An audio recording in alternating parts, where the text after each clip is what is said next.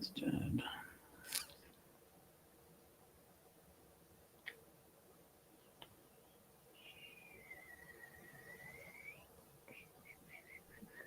There we go. All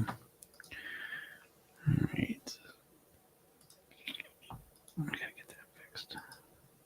Hey everyone, welcome to the Program Yourself Thin podcast. Today we're talking about starting small, winning big, because what most people try to do is start big, win big, and it rarely works because you overwhelm yourself. And so I really want to make a big point of starting to be more strategic, reflecting on what you've done in the past when it comes to your weight loss and learning from it, and then doing something different that's probably going to give you a better chance of success. Because if you look back over your weight loss history, I can almost guarantee that every single time you've ever tried to lose weight, you've taken some drastic action where you've literally tried to change almost all of your eating all at once. Or maybe you start working out as well. People do too much too soon. That's the norm. And what happens is you start off really, really motivated and fired up to get the results, but you can't sustain that. And that's what I want you to take a second to reflect on. There's nothing wrong with that, but we can't just go into things 100 miles an hour and expect we're going to be able to keep it up. So what I'm asking you to do right now is to take a step back and look at your weight loss process as it's gone and realize that you get really inspired or fired up or motivated and you do something drastic, and then the motivation level starts to go back to normal, and then you can't keep doing the extreme thing. So that's always going to happen. That's always going to happen. So we can't keep the motivation up here. That's not going to happen. You just can't. Okay. You get real upset. Usually when you start a weight loss program, you're really fired up because you're upset. You stepped on the scale, you saw a picture of yourself, your clothes aren't fitting, someone said something mean, you went to the doctors. And so you're having a naturally high level of motivation, but it's not going to last at that level. So what we need to do to succeed here is not expect that magically one Monday you're going to become this super person who can just be perfect. Instead, we're going to be strategic and we're going to say, okay, I know my motivation's up here now, but where's it going to be next week, next month? It's going to come down a bit. So I need to plan for that. And this is where things get magical, because what happens is you can start to focus on the strategies you're using and make them more sustainable. Start off smaller with all your motivation. Always have a focus on the strategies you're going to do and make sure that you have a plan for when the motivation goes down a little bit or dips, or your time gets used up more, or you get sick, or you get tired. And start to have strategies of, yes, I can do this. When I'm all fired up, motivated, I'll do this. But I also have a plan for when motivation comes down here. And so if you start by focus on making small changes, what happens is, yes, your mind won't be as excited because it says, well, it's going to take longer to get the results. But your big brain, the party that's smart, has to take a step back and say, yes, I know it might seem a little slower in the beginning, but I'm setting myself up for long-term success. Because if I start small and I start to really ingrain these habits and new behaviors into my life, I'll be doing them long-term. And so I won't just measure my weight loss in a week or a month. I'll start to be able to measure it in a year, because I'm going to be able to create these changes and keep them going for years, decades. And when you can start thinking in years and decades, small changes start to add up. And this is the way that you've improved in everything in your life. You didn't just get great at anything on one day. It was a sustained effort over time. And it's no different with your weight loss and health. And so if you start to focus on making smaller changes that can last and be maintained, you set yourself with a much firmer foundation for your success. So let this sink in. Really take a step. Don't just hear my words. Really take a step back and think of every time you try to lose weight. Have you not jumped into something and overwhelmed yourself? Stop overwhelming yourself. And you're going to find that it's easier to keep going. And that's what's going to get the results you want. So I hope this helps you out. If anyone has any questions, feel free to ask them. It did not. I'm not even going to do that. I'm going to let that go. Someday I'll get all this stuff done right. I have a lot of things. What's up, Connie? How's it going? I get a lot of technologies going on here. Yeah. Connie says, excited to check out the Thrive call today. Also looking forward to the digital tracker. Yes, the digital tracker. That I got to get going. I've been kind of overwhelmed myself a little bit in a good way, but I've been doing a lot of stuff at my house. And one of the things I've been doing is setting up a new basketball hoop. amongst a lot of other things, but this basketball hoop really stressed me out. I dug a hole that is 4 feet deep, 20 inches by 20 inches. And not only that, but I dug 2 of them because the first one I dug, I was like, I don't like where that is. So I redid another one. But I don't know, something about this concrete has really had so I got the concrete delivered. It's all set now, but I was so kind of anxious about it because I'm like, if I put this in wrong, it's in wrong for good. So I'm like, I got to set this thing up right. Well, I think it's set up right. Anyways, the reason I tell you that is because it took my mind off of some other things. But one of the things I am doing is this right here on my desk. So front and center is the digital tracker. So the digital tracker I'll have done this week. It's relatively easy to do. And the class will be today. So you're going to love that. I think the class is awesome. I can't wait to start doing these again. Doing the Thrive classes, I did them for years. And it really was a highlight for me. I love doing it because I read a lot of books. And to me, there's almost nothing worse than reading a book and not teaching that book. Because I read just nonfiction pretty much. I'm a nonfiction guy. So I read all these books and I get so fired up about them. And so now I'm excited to start teaching lessons about them. So yeah, I think you're going to like it, Connie. And yeah, the tracker, I will let you know about that too. And I'll keep you up to date what's going on there. What's up, Mario? How's it going? Oh shit. Mario, that big back stuff went right out the window. And I literally left it right here. It's funny because I got a tab open, which usually is, I guess, get it back on. I'll watch it tonight though, because I am genuinely curious about it. But like I said, I've kind of been right up to here with things I've been thinking about. I had dreams all last night about concrete. Oh, the big back thing. Yeah, I want to see it. So I will let you know. I will watch that tomorrow. I got to see what that is. Deanna says, what's the digital tracker? I think I missed that. The digital tracker is actually this thing, which I used to send out to people every month. It was a physical tracker. It's really cool, actually. I took a lot of time kind of creating this, and I think it's really neat. And so I spent a year where I sent this out to people, but it just I don't know. It was, I like it, but it was just got a little overwhelming. It's just I didn't want to do it anymore. But the tracker itself, some people love tracking. Tracking I always think was a double-edged sword. For people that like to do it, cool. And then I find more often than not, trackers are cool for a little bit, and then people kind of get caught up and don't do it. Thanks, Nippy Zippy. But I'm going to put it up there because I have them made already, so it's not a big deal for me. But I will make a digital version. I will put out there. I like the physical thing. It was cool. But what I found is most people it's the same thing. It's just, I don't know. So it'll be a digital version. That's where we're going to end up with that one. Because I don't like getting them designed every month. It was kind of, it got easier and easier actually, but I just don't know if it's worth it. Shamana Physica. I like that. Intermediate diet. Yeah, kind of. Intermediate diet. Intermediate diet. That's kind of cool. What do you think about that? I like that. Is that a thing? Is that actually a thing? Connie says, I hear you. Overwhelmed here too. Yeah, it gets like that. And we got kids too, Connie, right? So it's like this time of year is just kind of crazy. My daughter's graduating. It's just, there's so much stuff happening just at my house and in my life right now. All great stuff too. It's great stuff. I always make a point of making that too, folks, that stress comes in all shapes and sizes, and stress is not always a bad thing. And good stress is like a hidden thing a lot of times, but like it could be anything. It could be like, oh, I'm getting a new basketball hoop. That's really cool. I'm excited about it. But it's also, I got to coordinate it. You know what I mean? I got things I got to do. I got to think about stuff, make sure it's in the right spot. And so good things can be happening and still cause stress, because anything that's different, our brain's a prediction machine. That's its job. It basically predicts the future. And so our brain really likes to maintain the status quo. And when things get a little, wobbly, good or bad, you have to extra think about it. You know what I mean? It's extra energy you're burning through. So I say that because, yeah, if you're overwhelmed, if you got kids right now, it's always that transition, especially from school into summer as it starts happening into camps or whatever you end up doing with your kids.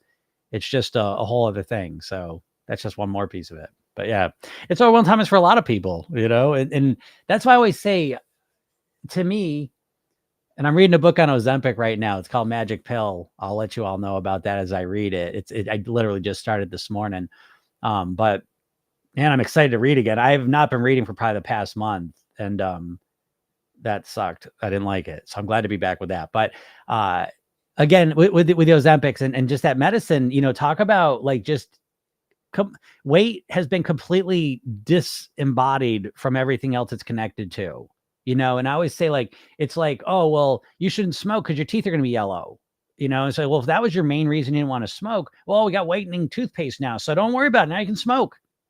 That's kind of where we're at when we think about weight. Like, we really disconnect it. We think of weight primarily as like this visual thing, and we don't really think about everything else that it's impacting and the whole matrix it lives within. And one of them is your emotions. I mean, I think it's the core one. And Program Yourself, then we talk about your state a lot. I mean, that's the core part of the program. You're influencing your state. Because again, what most people do is just try and change their behaviors. But if you're in a shitty state, you're just overwhelmed, let's just say, for whatever reason, you got kids and they're getting out of school and that's stressful. You're taking care of a elderly parent. It could be anything. Your state's going to be impacted by that.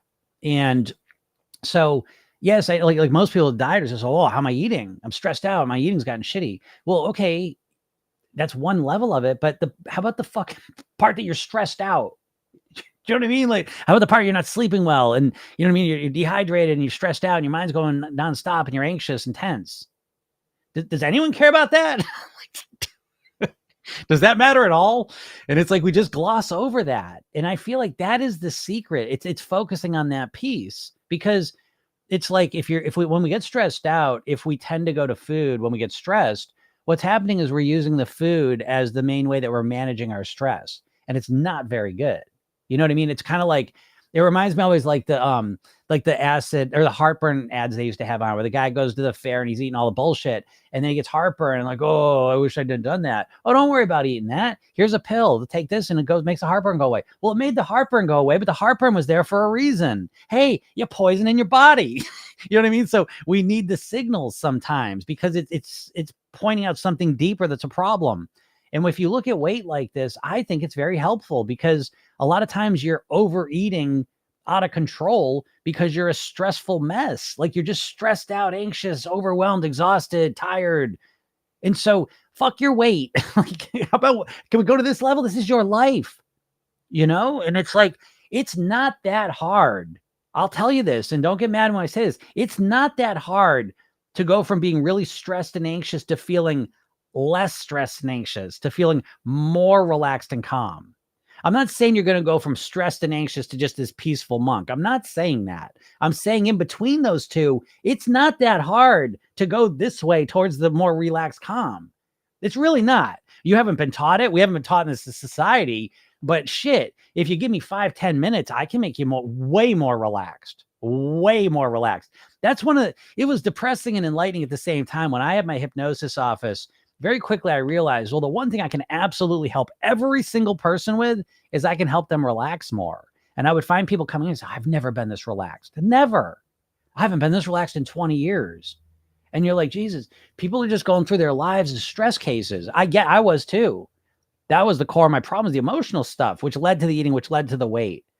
But a lot of times what's leading to the overeating is the emotions underneath, and no one's really talking about that. So, okay, be a stress eater, take Ozempic. Now I'm not hungry, but you're still stressed. You think, oh, you're only stressed because of the weight? If that's what you think, that's not true. There's other stuff. So my point being that, so much of Program Yourself then is really managing your state, being aware of what state you're in and working to make it better. Not perfect, because we can't make it perfect, but making it better. So I hear you over there, Connie. Z says, any tips to improve logical intelligence? Logical intelligence. That is certainly not an expertise of mine. Logical intelligence. What would that even mean? I would guess that I don't know what logical intelligence means enough to even answer that. So I don't know if that's something specific or what, but anyways. Myra says, dreams about concrete. That says a lot. Take your time. Yeah, it's funny. Well, I had to, because it's like, the thing about the basketball hoop is like, I had to make the hole. I had to get the thing delivered, then I'll make the hole, decide where it was, and then you pour the concrete, and then you gotta let it sit for 3 days. So you're kind of in a rush. You want to get it going. My kid needs a basketball hoop. What I realized is that he spends a lot of energy, he exerts a lot of energy with the basketball hoop, and the last one got broken. So that was kind of like, it had to happen quicker. And anyways, so, but it's funny. It's done now, and I'm very happy, because it's done, right? Manny says, any advice about losing weight while still in college, living with your parents and siblings? Yeah, absolutely. Now, I don't know the situation you're in, but a lot of times when we live with other people, especially family, people we've grown up with, that's a hard thing. That's what I did is I was in that exact same situation when I first started making, I was almost 20, 19 into 20 when I really kind of started this path I'm on and living, with my mom and around my family. And they were not supportive of the change in the beginning, to be honest, which was odd to me because my dad died at 54 of a heart attack. So you'd think, oh, well, this guy's getting healthier and thinner and living better and all. Nah, not so much, because people take it personally a lot of times. A lot of times you create your routines, you certainly bond around food. And as soon as you reject those things, they experience it as rejection of them, and it breaks rapport. It's experienced as rejection. It's not something that's really celebrated. And that can put you into a weird headspace. I was very lucky. I mean, I had my wife at the time was my girlfriend. I had her. And so I was able to rely on her. But what I will tell you in that situation, whenever you find yourself in a situation where no one's really supporting you and sometimes actively sabotaging you, what you've got to do, and again, this is a blessing for me now when I look back at it, because I had to do this as well, is you've really got to nourish your motivation. And so for me, I spent a lot of time. I was pissed. I mean, it got me. I was mad about it back then, but I look at it now and it made me stronger. So what I can say to you is that it's a process you got to get good at, and it serves you well, because and even in Program Yourself, then the mindset section begins with motivation. Most people don't know how to motivate themselves. So I know it's annoying that you may feel like someone's kind of sabotaging you, but to me, I love it, because you're either going to wilt and just, you don't have the motivation to deal with it. And in other ways, you probably wouldn't have had it anyways, or you're going to learn how to deal with people coming at you, trying to sabotage you, putting shit in front of you, mentally messing with your head a little bit. And so I would reframe it and take it on as a challenge and say, fuck it. I want to lose weight. I want to get this under control so much that I don't care about this. And sometimes you'll screw up and sometimes you'll do well. But again, that led me to Program Yourself. Then a lot of the program is built around the redo rehearsal technique. It's a hypnotic technique I show you how to do. Very, very powerful. And so you have to get out of the all or nothing mindset, because you're never going to be perfect. You're going to make mistakes, which isn't a problem as long as you learn from them. That's what the redo rehearsal technique is all about. But I now look back at a situation I was pissed about when it was happening, that I didn't feel like people were supporting me enough and encouraging me enough. I now look at it as it really made me who I am. And I'm much more stronger in my convictions and my motivation, my motivation, my convictions, my mindset, bulletproof, rock solid. And a lot of that's because where I came from. Now, the secret again is I'm telling you this so that you kind of approach it a different way. But again, having the redo rehearsal technique where the redo rehearsal technique is so important because it kind of gives you the ability to learn and grow every day, whether you had a good or a bad day. And you're going to have them from this point till the last breath you take on earth. You're going to have good and bad days behaviorally. You're going to have good days, days where you eat great, days where you don't eat great. That's it. That's the future. There is absolutely no future for you where you just eat great. That's never going to happen. And so you need the ability to learn and grow regardless if you have a good or bad day and get right back on track. That's the most important thing. And it's especially important when you live with people as well, really. Kind of says digital will be great because you can always print it if you want to. Yeah, I love a good tracker. Yeah, exactly. You can print it yourself. Or just fill it online. So whichever works best for you. I know I go back and forth. I like paper. I like writing on paper sometimes. And then I don't know. Again, the weird thing with trackers is like you do them and you're so into them. And then all of a sudden it's like, well, I got off track with one day and now it's gone. So it's like that a little bit, so. Mara says, definitely tell us if it's worth a read. I love books about diets and nutrition. I already know this book's going to be worth a read. I can already tell already. I think it's good. It's very interesting already. And like I said, I'm only literally like 10 pages in. But I'm thinking a lot about this. Obviously, I'll share my thoughts as they evolve with the whole weight loss drug thing. I watched the South Park thing, which was kind of funny. I don't really know exactly what the point of it was, but it's just to me, I look at the weight loss drugs. I look at a lot of things kind of, I guess you could say philosophically, if that's what that means, but I look at it more like I look at things and I try and zoom out and see the bigger picture of things, because the weight loss drugs only exist within a certain context. Do you know what I mean? And so when I look at the weight loss drugs, I tend not to dial into with exactly what they're doing as much as I kind of pull back and say, how do we get here? What are people expecting from these? What's the goal? And if the goal is purely just to be slimmer, that's one thing, but that's certainly not my goal. That's not what I'm talking about here. This isn't about just being a thin person. It's really not. That's boring to me.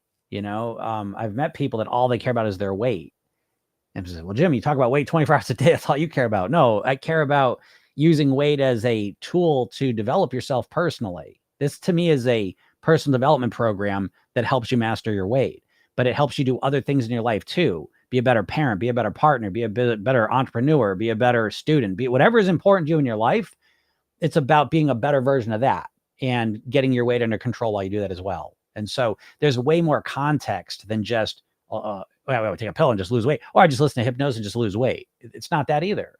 There is more to it. And so not for everyone, I get that, but that's what I think of it as. Pre and Amir, I struggle with sugar. It doesn't matter what I have for lunch, dinner. I always have to eat dessert. I can't relax until I've had something sweet. Any advice? Thanks. Yeah, I get that. And I think that's pretty common. I mean, I feel that way at night. So what I've done, and again, this exists within the all or something mindset, is that, again, all or nothing. A lot of times people say, well, I struggle with sugar, so if I'm going to lose weight, I've got to completely cut sugar out. And maybe you could moderate sugar better. Oh no, Jim, I eat sugar and then I just eat all of it. Well, I mean, do you have any strategies for moderation? Like, honestly, do you really know how to moderate things? Have you really worked at it? Because once you're really, truly congruent in a goal, like, for example, if I said, just to get to the point, if I said, I'll give you $1 million if you can consume sugar this month moderately, would you struggle or would you moderately consume sugar? Right? You'd say, oh, I ate a cookie. Oh shit, I really want to eat another one. But then you think of the $1 million and you say, I'm not going to have any more cookies. I'm good. So when you're really congruent, I will say we're in a weird, God, is it a weird place? That's what the weight loss medicines are like this, because they're trying to say basically, and they're succeeding because it's built on a whole foundation of mindset bullshit, is that they're basically trying to get to the point to say, listen, this is biological. You're obese. It's biological. There's nothing you can do about it. This person, same situation, they're thin. That's because their biology is different and you're this way. And so clearly biology plays a factor. It's a factor, no doubt about it. But clearly you also have some fucking choice too. And it's like, that's the part of me that really, I'll get nervous. I see body positivity come up saying, oh, it's biology of no choice and we should just embrace everyone. I want to embrace everyone. Let's keep that part. But don't worry, it's not even unhealthy. Oh yeah, it is unhealthy. It is unhealthy. Obesity is absolutely linked with higher causes of death. And the thing with the food, unlike the cigarettes, it's harder to measure this stuff, but because the estimates of like food related preventable death are all over the place, because it's so hard to measure it. But it's at least one or two in terms of preventable death. Cause of preventable death is the shit we're putting in our mouths, right? With cigarettes. And I believe in my heart that it's way higher because I don't think it's measured very well. And so, again, we live in a society that's constantly trying to minimize the damage of the food and the weight on our bodies because, listen, the food industry, the medical industry, the diet industry are three gigantic, and the pharmaceuticals in there too. When I say medical, I mean pharmaceutical, medical. I mean, it's huge.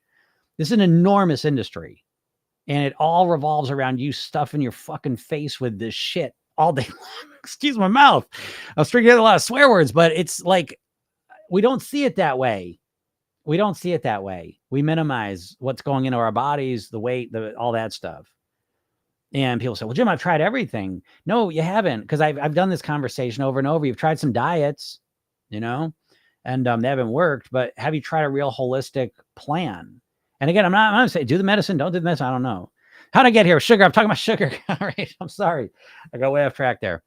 So yeah, with the sugar, what I would suggest is, can you have, like, if your brain goes crazy with the sugar, what I would do is I would start optimizing the sugar intake. So I would not eliminate sugar right off the bat. I would look to limit it down.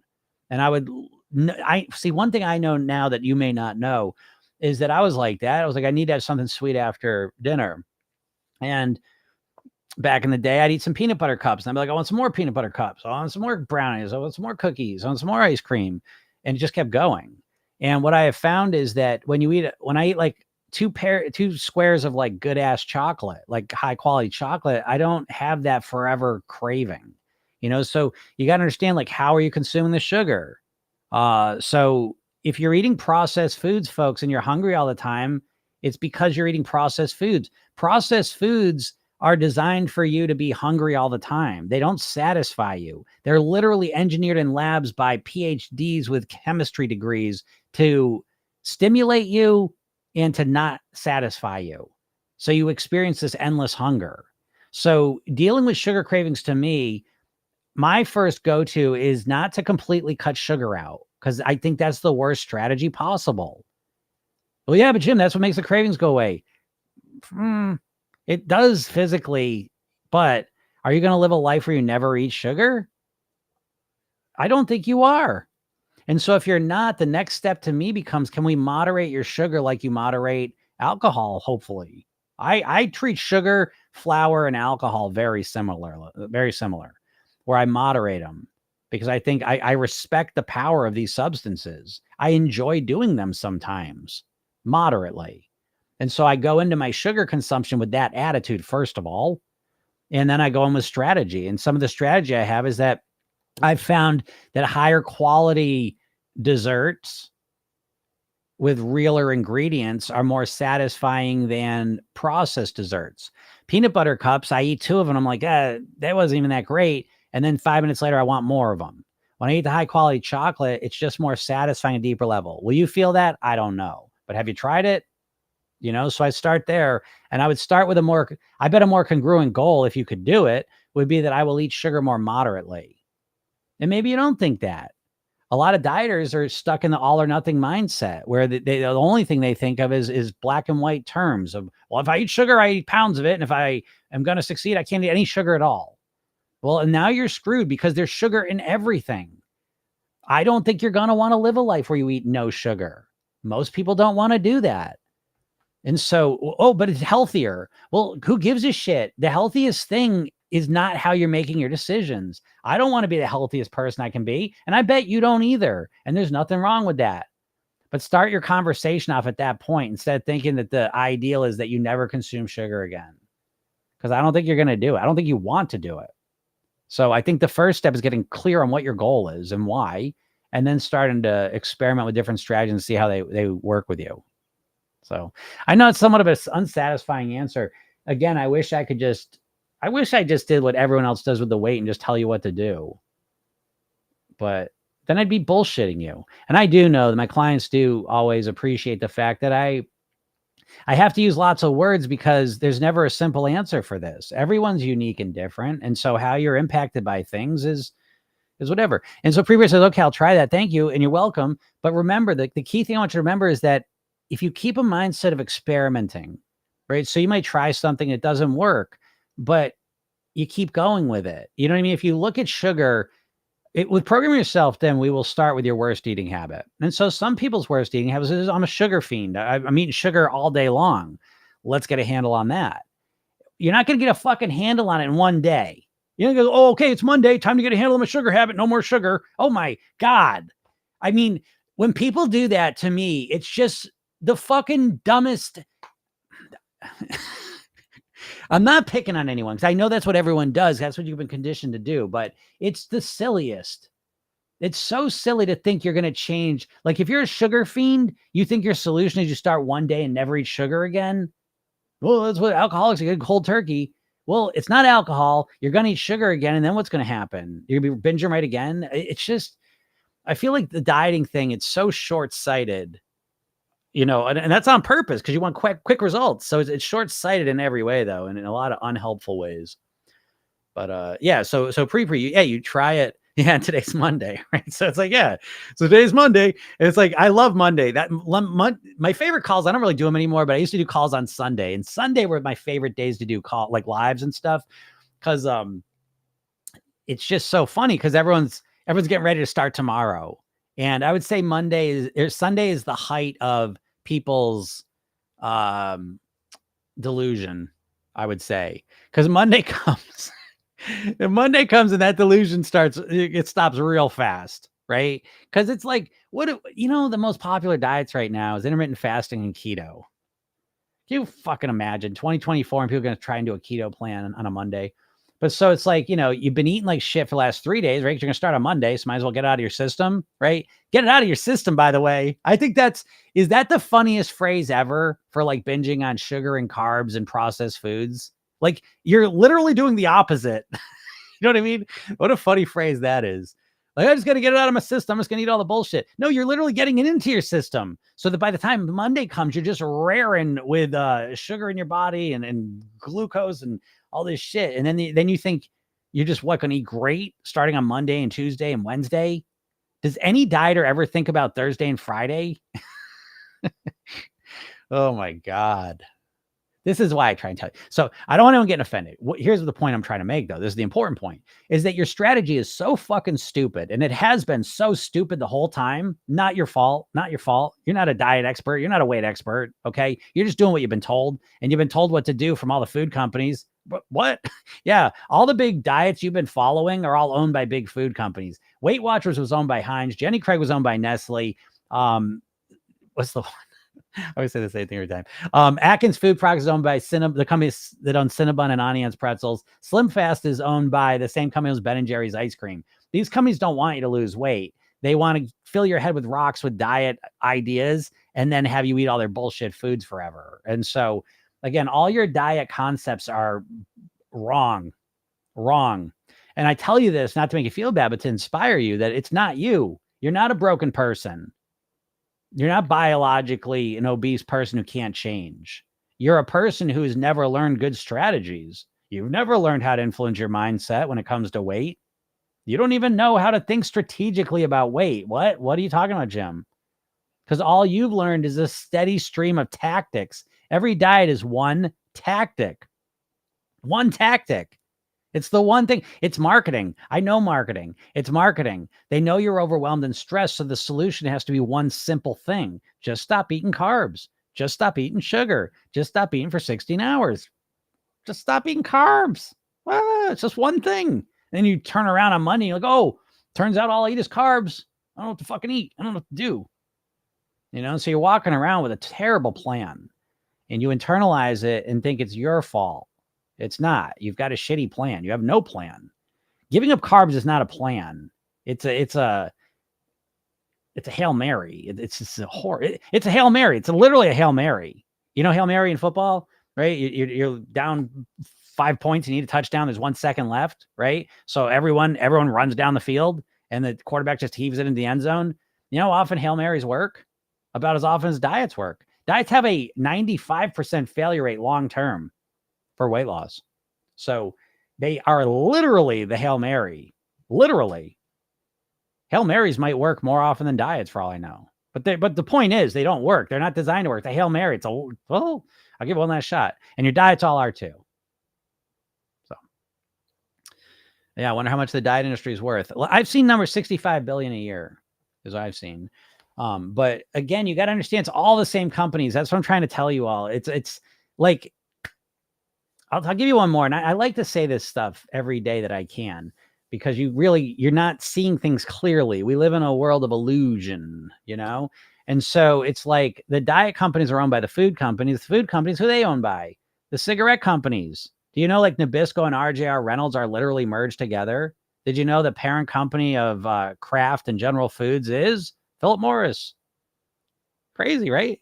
So yeah, the cigarette companies divested from cigarettes when the writing was on the wall for what was going on with them, went into food, create the most addictive food products possible, use the most aggressive marketing possible, and sit on the signs of how bad it is. And here we are, So yeah, that's where we live. That's the world. What's up, Brianna? I get treated so badly since gaining weight. Losing it now has a lot of shame emotions attached. I think that's what keeps me stuck. It goes back to childhood. Brianna, yes, you're right. Absolutely right. And this happens a lot. This is that real deep mindset piece that if you've struggled with weight, especially as a child, what happens is you get very conflicted, because when you're overweight and you're getting a lot of bullshit about it, you have to create some sort of psychological immunity from it. And a lot of times that immunity comes down to, there's a lot of different versions of it, but it basically comes down to I'm worth more than my weight. I'm overweight, but I'm still a good person. This is why I like body positivity. I think I like that message that you're worth just as much at any weight. You're the same worth. You have the same worth regardless of what the scale says, whatever your size is, all that shit. Okay. But when you're growing up with that, you start to, to some level, you hate the excess weight, but you also have to embrace yourself somewhat. And you start to defend yourself from the weight. Even if you don't say it out loud to people, in your own head, you start coming up with some immunity to it.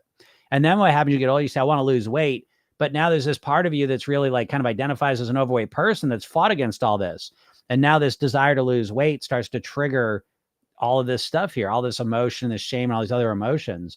And what happens is that part of you that identifies as overweight starts to rebel against the weight loss piece.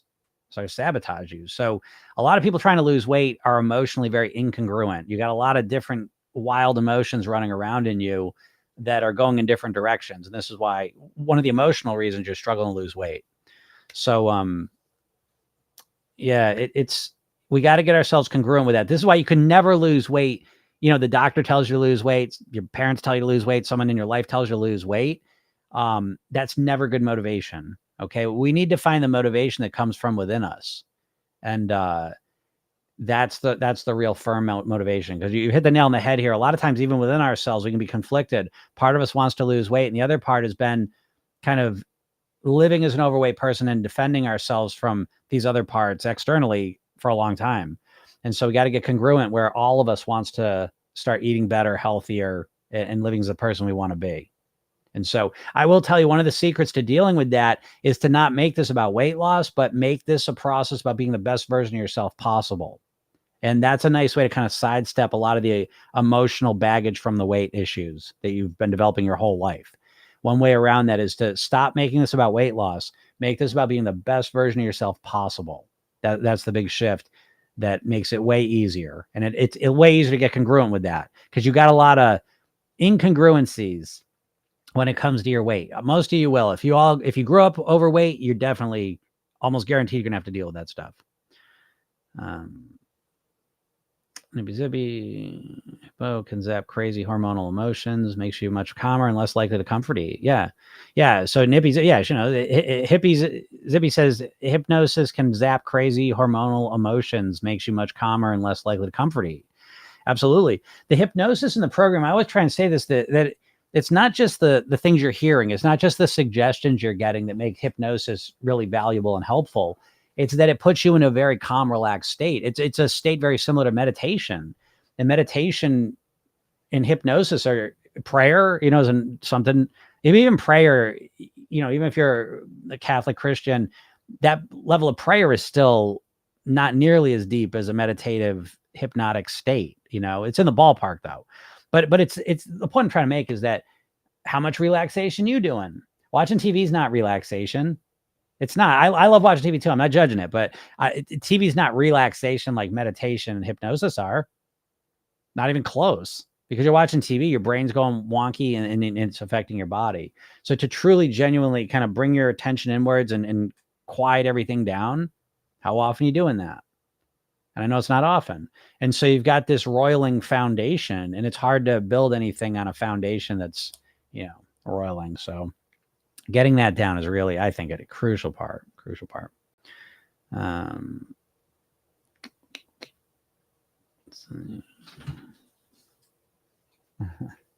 you all right? My dog just got a fly in her mouth or something.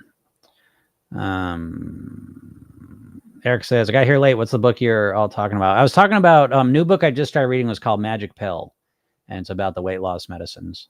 So I will keep you up as I read that. I think looks really interesting.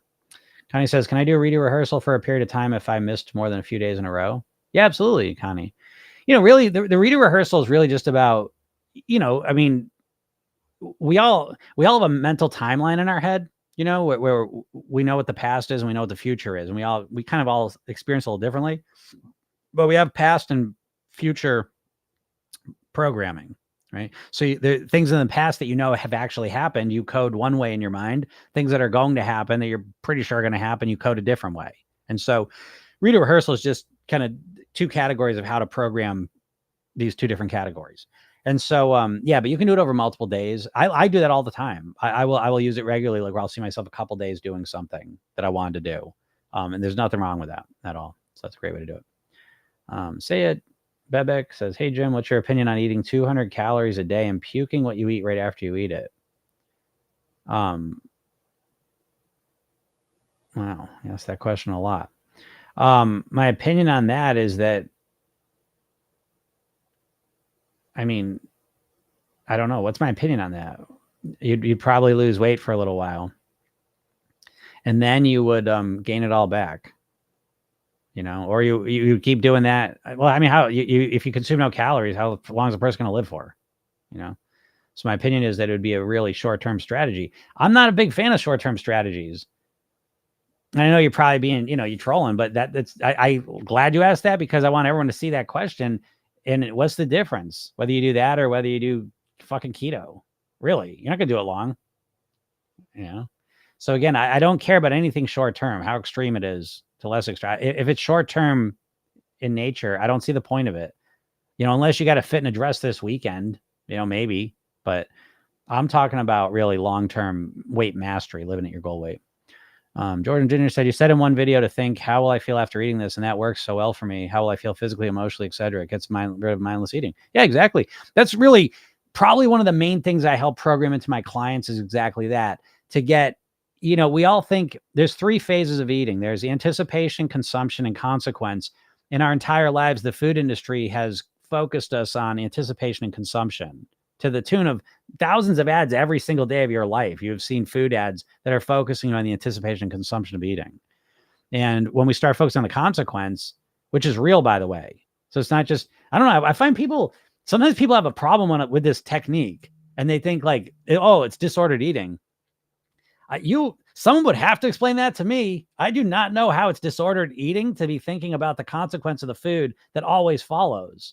I mean, I don't get it. It's just, I would love to have that conversation. I really don't understand what people are saying to me when that, but if you start focusing on the consequence, not the consequence of gaining weight at some point, it's not like, oh, moment on the lips, lifetime on the hips. It's not that. It's talking about the mental and emotional primarily and physical, but mainly mental and emotional consequences that always follow your food decision. 5 minutes after you finish eating a pint of ice cream, what are you saying to yourself in your head? What do you think about what you just did? What do you think about yourself? How do you feel? And for a lot of people, they're extremely negative and mean to themselves up in their head. Your inner dialogue, what you're saying to yourself is extremely mean and negative, and the emotions you feel are negative ones. I'm not making that up, am I? Do you feel great after you finish? I know you enjoy eating it, but as soon as the eating is done, do you feel happy that you did it? No. And so I feel like if you start focusing on there, that works with your nervous system in a much more effective way than whatever the hell else you're all doing, which I could explain, but I don't feel like it right now. But yeah, I'm glad that's working for you. That's a great technique. Anna says, can we eat complex carbs if we have insulin resistance? I mean, whole grain and oats. Well, yeah, I mean, I don't know why you wouldn't. Insulin resistance, and I don't know what but I find there's obviously the majority of people are nutritionally kind of illiterate to some degree, but I find it's crazy in our culture that people are like type 2 diabetic illiterate. Even people that got it, they don't seem to understand what the fuck's going on with it.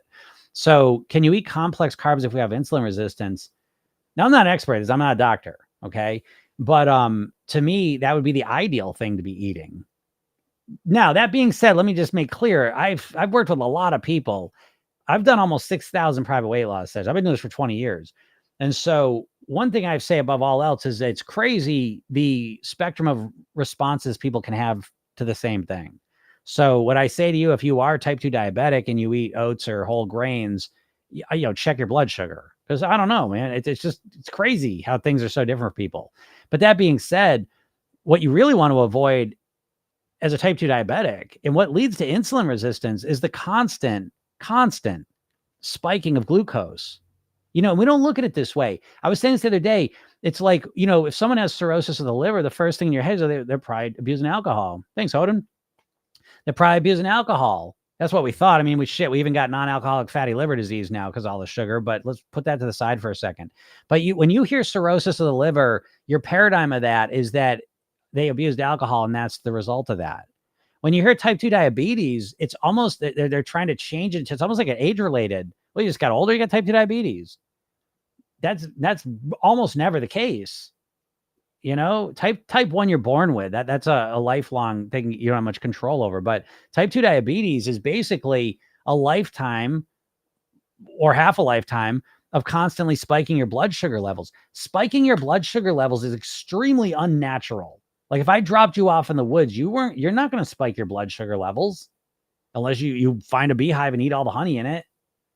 You're not spiking your blood sugar levels. How would you? But here we are in the modern world where we're constantly surrounded by sugar, flour, processed foods. And what happens is these foods are easy to absorb, high levels of sugar. And simple carbs. And so we eat them and they spike our blood sugar. They turn into glucose. Glucose is blood sugar. So your glucose levels go up very quickly because of the amount of sugar, the amount of flour and carbs in there, and the processing. You've got to think of processed food almost as being pre-digested. A lot of processed food, they strip the fiber out. So now, not only are you consuming a lot of sugar and flour, but it's absorbed very, very quickly. And so that spikes your blood sugar levels. And you spike your blood sugar levels, which is unnatural. And now your body has to release a bunch of insulin. The insulin clears the glucose down to a more manageable level. Because high levels of glucose are toxic and inflammatory for your body. High levels of insulin are toxic and inflammatory for your body. You understand? High levels of insulin are not normal. High levels of glucose, like spikes, like I'm talking spikes. It's not normal. You can't, how are you going to do it in the natural world?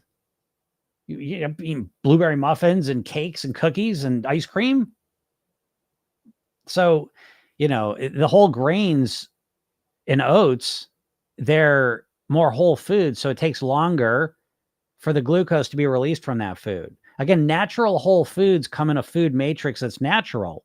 And so even when you eat fruit, vegetables, the glucose is slowly released because there's fiber in it and the carbs are bounded to the fiber. And so it takes longer. It's a slower release of carbs. It's a slower release of glucose in your bloodstream. And so we don't want the spikes and the crashes is what a lot of Americans are dealing with. That's what leads to type 2 diabetes usually, is that you keep spiking your glucose levels. You got to release a bunch of insulin to bring it back down. But again, it's so much insulin. It's not normal to be releasing this much insulin. It's not normal to have that much glucose. So eventually what happens is the cells become resistant to the insulin.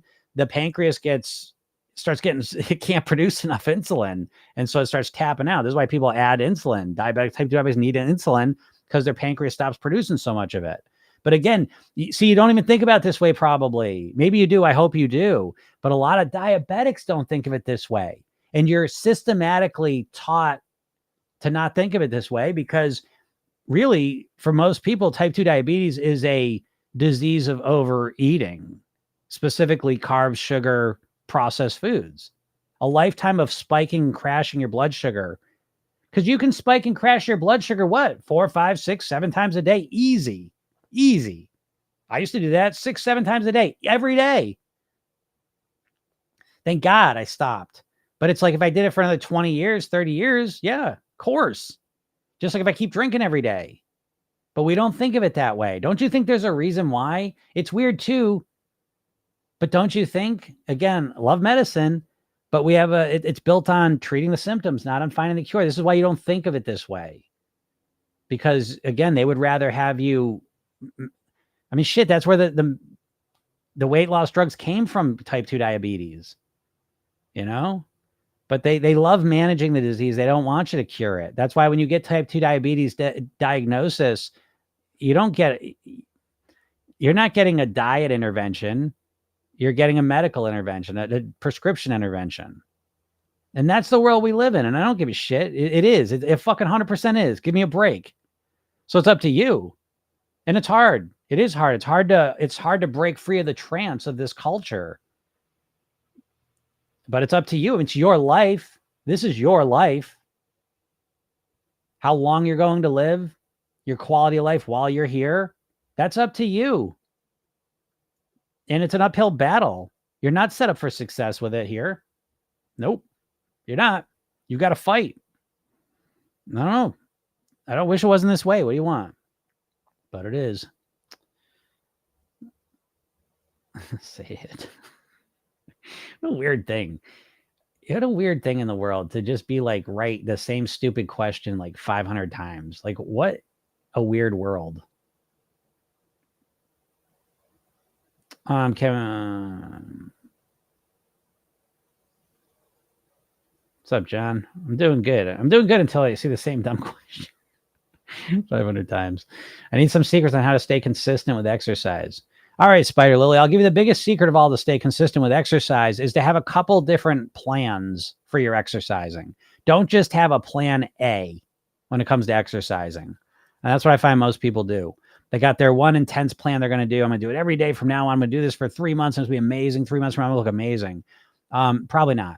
Because what's going to happen is you're going to start off with that. And then a week later, you're going to get sore. You're going to get tired. You're not going to sleep well. You're going to be tired, exhausted. You're going to fight with someone. You're pissed off, whatever. Something's going to happen. You're not going to be able to stick with your plan A. So you need to have a plan A, a plan B, plan C, probably a plan D too. I don't want to overwhelm yourself, but you need a couple different options so that when you're really fired up and motivated, you got that plan. When you're kind of short on time, you don't have much time, you got that plan. And when you're not feeling that great, you got something that you're doing. So you want to start developing consistency and program yourself. Then we always talk about consistency over intensity. And most people when it comes to exercising are focused on intensity over consistency. So I would rather be consistent with something and get it integrated into my routine and my body get used to it and my mind get used to it and then build on that as opposed to jumping into something crazy and expect I'm going to stick with that. Jordan just says, yeah, exactly. 5 minutes later, guilt and disappointment and regret. Yeah, exactly. We all feel that, but we're just conditioned not to pay attention to it. Most people, after they eat the bullshit food, disassociate and they go watch TV or they scroll on the phone or they do a computer, but they distract themselves and they don't realize how shitty they feel physically, mentally, emotionally. But it's right there. And you've been literally hypnotized to not realize how shitty you feel. This is the part. I mean, this is the mindset holy grail secret weapon you have is that when you eat shitty foods, you feel like shit. And you have been conditioned and trained and just physically, you've habituated and you've created tolerance to the shitty food and to feeling like shit. You feel like shit. If you're 40, 50, 60, 100, 200 pounds overweight, I bet you feel like shit. Not because you're overweight. That doesn't help. And there's that negative stuff. But it's like, in order to be that overweight, you have to be eating a certain way. Yes, you do. Yes, you do. Listen, all the weight stuff, again, they're always, I look through this. Yes, obviously there's genetic and there's different factors that's going to affect someone's weight. There's no question about it. Some people like bitter foods and some people don't. I mean, there's a lot of things that affect the food choices we make in this environment. No doubt about it. That being said, you do have an ability to influence all this stuff. And one thing's for sure. Well, first of all, people that overeat, they're overeating. It's not, I'm saying it's not some outliers, but your weight is a reflection of the calories you're consuming. You know what I mean? Like it's also, because I get the dumbest people. I'm the ones, not only have I done 20 years of actually working with people, I've done almost 6,000 sessions, but I'm also now at this point, I'm the guy on social media who I'll put a video out and I get all the stupid comments. So I get that part too. And people will be like, well, you could drop me off in the way. Because I made a video one time. I said, if you're overweight, it's because you're over consuming calories. And what would happen if I dropped you off in the woods for a month and picked you up? Do you think you'd be the same weight or do you think you'd lose weight? Right. And so people are like, that's bullshit. I'd go out in the woods and I'd be so stressed out. I'd hold on to all the weight. No, you fucking wouldn't. No, you wouldn't. Go look at pictures of famine situations in history and you go pick out how many overweight people you see in those pictures. Because your weight's coming down to the calories you're putting in your body. It's a medical impossibility to stop consuming calories and to stay the same weight. It doesn't make any sense. There's laws of thermodynamics at play. Now, in the short term, there's a lot of funny stuff that can happen with our weight. Okay. But in the long term, your weight is a reflection of the calories consumed. And what's driving obesity and overweightness is that these people are consuming more calories and don't realize it or can't stop themselves or feel like they can't stop themselves or whatever, but they're consuming more calories. The obesity drugs are not making something magical happen in your body where you're eating the same amount of food and you're just losing weight. They're making you feel more full and more nauseous, so you don't want to eat. So you consume less calories. And what's happening? Hey, what's happening? The people out there that think, oh, it's not calories. You're full of shit, Jim. I can eat less calories. I'm eating nothing. I'm not losing weight. No, you're not. You're eating more than you think you are. Why do you think the weight loss drugs are working? It's because people don't eat as much. And then what happens when people don't eat as much? The weight goes down. And I make that video just to make that point, because I think a lot of people out there, they're convincing themselves that, oh, I ate less and I didn't lose weight. My body's broken. It doesn't matter what I eat, so I might as well just eat whatever. And that's not true. It's not true. But anyways, Mariana says it's hard. I lost it and then sabotaged it and gained it all back. The treatment is how it was in childhood. It's hard, but it was what it was. I just need guidance on how to get past it, because I know. Well, Brianna, the guidance I can offer you is, please go to my bio, get the hypnosis session, watch the video I made, because you're not alone. Most people have lost a considerable amount of weight and put it back on. And that's why I make the very clear distinction right from the beginning that I don't give a shit about your weight loss. This is not about weight loss. I don't give a fuck if you lost 50 pounds in 2 months. I care about living at your goal weight forever. It's literally a completely different goal. Even though the weight, I say weight in both goals, they're completely different. You know, it's the difference between saying, I want to rob a bank and get some money, and saying, you know, I want to invest so I have, you know, $5 million in the bank that's constantly feeding me money every month for the rest of my life. You know, they're two different goals, even though they both involve money.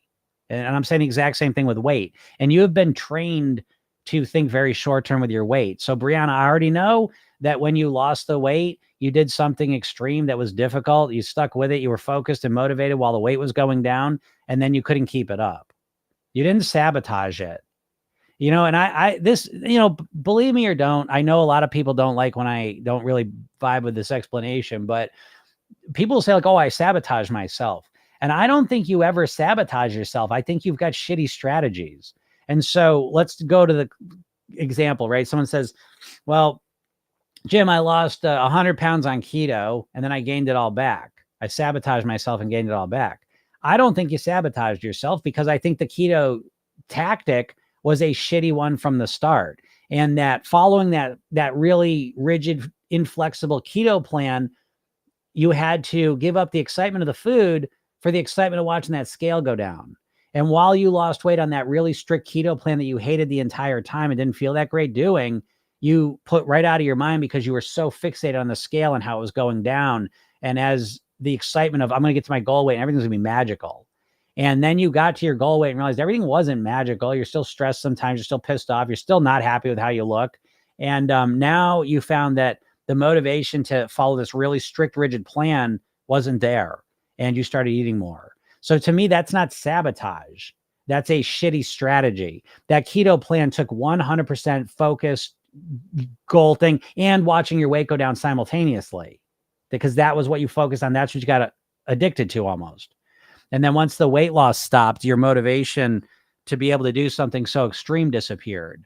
So to me, it's not a sabotaging. It'd be like saying, okay, I had a hole in my boat. I'm in the middle of the ocean and it's filling with water and I kept draining the water out.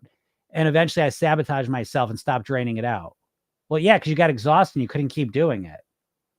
It's not sabotage. So with Program Yourself, then we start on day one with, how can we live at our goal weight for the rest of our lives? Well, you're going to need strategies that you can continue with for the rest of your lives. And so those strategies need to be ones that you internalize and automate. Brushing your teeth is a great example of this, because you brush your teeth on autopilot now, right? Mostly autopilot. You're somewhat aware of it and you're thinking about it, but you do it at the same times. It pretty much just happens at the same time of day, same place. And it's just kind of an automatic behavior. So in Program Yourself, then we focus on that part of your brain that does things automatically.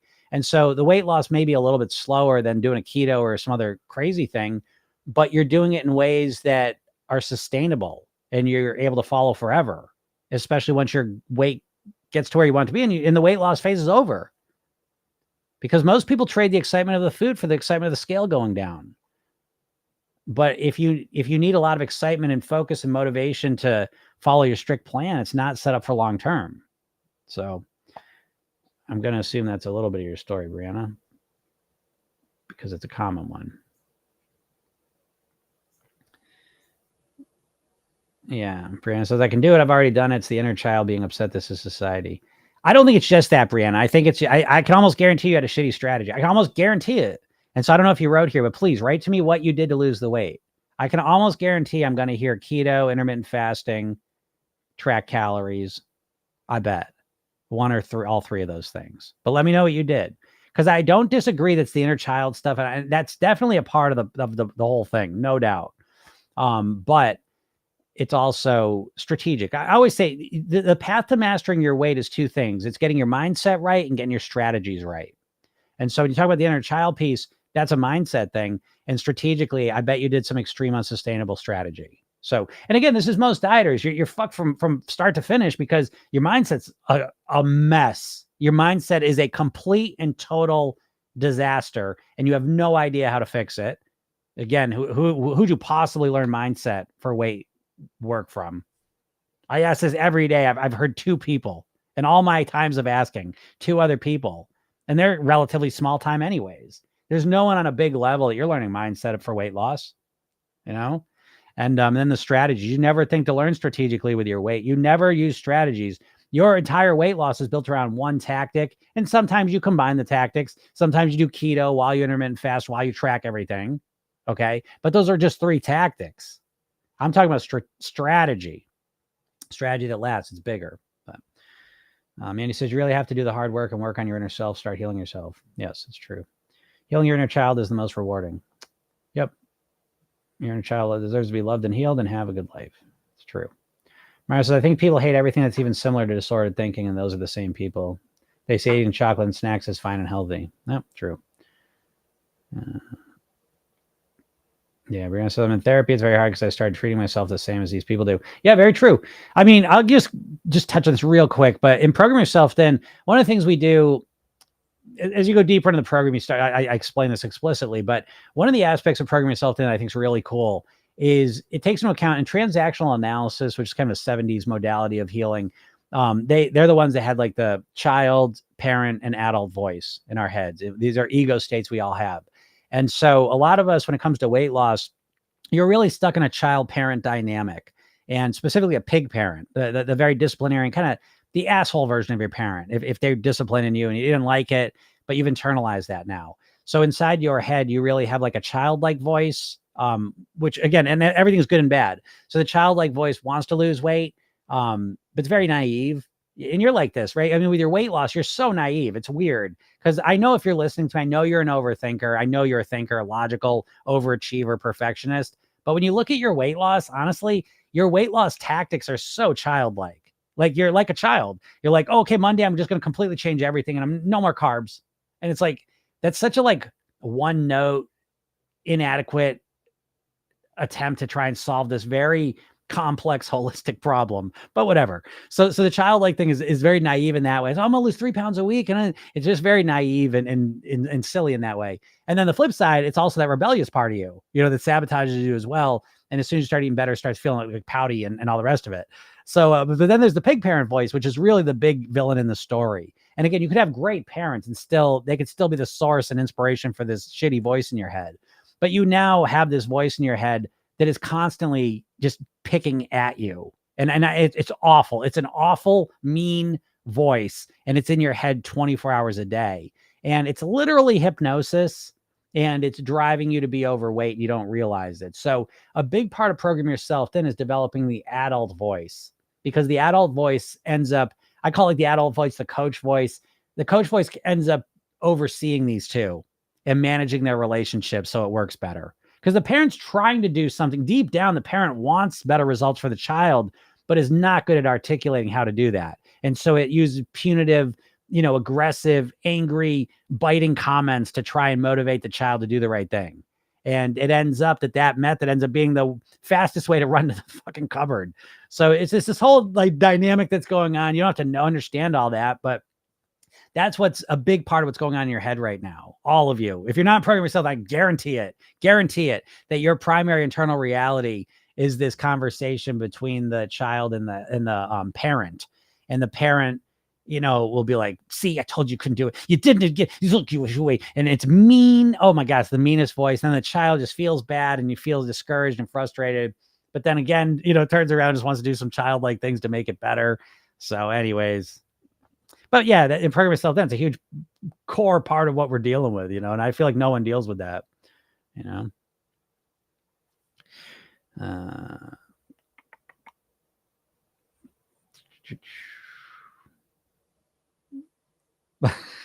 Jasmine, get out of here, Jasmine. I'm not saying skibbity toilet. I'm too old to be saying that. I don't know. Skibbity toilet. It's funny because now I realize that you have to be in like 6th, 7th, or 8th grade to say that, I guess. I don't know. Slang is funny, people. I have 2 kids and the slang is funny. Hoden says, Jim, where is June's hypnosis? It's not under the training. It should be under there. Oh shit. No, I know what you mean. Yeah, you're right. I got to post that. Right. For those following the saga of my Post-it notes. Well, as you can see, I'm about to write on the back of an envelope because I have not gotten the Post-it notes, but I did. I was in the store and I'm like, oh, Post-it notes, I'm going to get them. They didn't have the ones I wanted. So I was like, I remembered in the store. So I keep moving a little bit closer to actually getting them, but I got to post that June hypnosis. I will post that. I thought you meant there's one of the programs I have is a PYT club, which I'm gonna let you all know about because I think you're all gonna like that. That one will be, I have it going now, but I want to tweak a couple things on it. And I'll be offering that all to you soon, which I know a lot of people will like, because a lot of people, they're not in a position to want to make the investment for the program, which at this point is $297. It can't go any lower than that. I mean, you got to make some commitment time-wise, financially, and investment into yourself. But the PYT club's only $20 a month, and you get hypnosis sessions. It's pretty cool too. But anyways, yeah, I will, look for that today. I'll put that up today, right after this. Neely says, I had a really stressful day yesterday and binged on Whataburger, Cheetos, Oreos, and ice cream. Yeah, it's no problem, Neely. Don't make the sad, cryy face. What you do is you do that, and then when you're done, you say, how do I feel? And you say, I feel like shit. And you remember this, I don't want to eat this way. This isn't what I want to do. I don't like this. If I go back in time, I would have done the Whataburger thing and skipped that other stuff. You know what I mean? So again, it's not, what you do is not the problem. It's what you do after it that's the problem or solution. All right. That makes sense. Let's see. Oh, Olive, thank you. Olive says I need a TED Talk. I always joke with that. I will promise you, if I ever do a TED Talk, I won't. I always feel like it's TED Talk to TED Talk at this point. Like there's just you know what I mean? They always start off the same. They always sound the same. But yeah, we do a TED Talk. That'd be kind of fun. Yeah, Mara says they absolutely hate when I hear starvation mode on here. It doesn't exist. Yes, it's true. Again, things exist in a short period of time. You know what I mean? Like all sorts of crazy things happen in a short period of time, but it's the long period of time. You know, like I always say, this weight loss is very inconsistent and unpredictable in the short term, and it's very consistent and predictable in the long term, long time frames. You know, and that's helpful to remember. Mario says, I've been at my goal weight twice before, and I was never happy with how I looked. Yeah. That's what happens, folks. Again, this is the dopamine in your brain. Understanding dopamine is very valuable. Go to ChatGPT and have them write up an article about dopamine and weight loss. You'll be shocked. It's dopamine is really a very powerful chemical that drives a lot of our behavior. And so we live in a culture now where we're constantly have images of perfection put in front of us, and it's layers of perfection on top of that. First of all, perfection's bullshit, but okay. So we all agree as a society on ideals of Western beauty.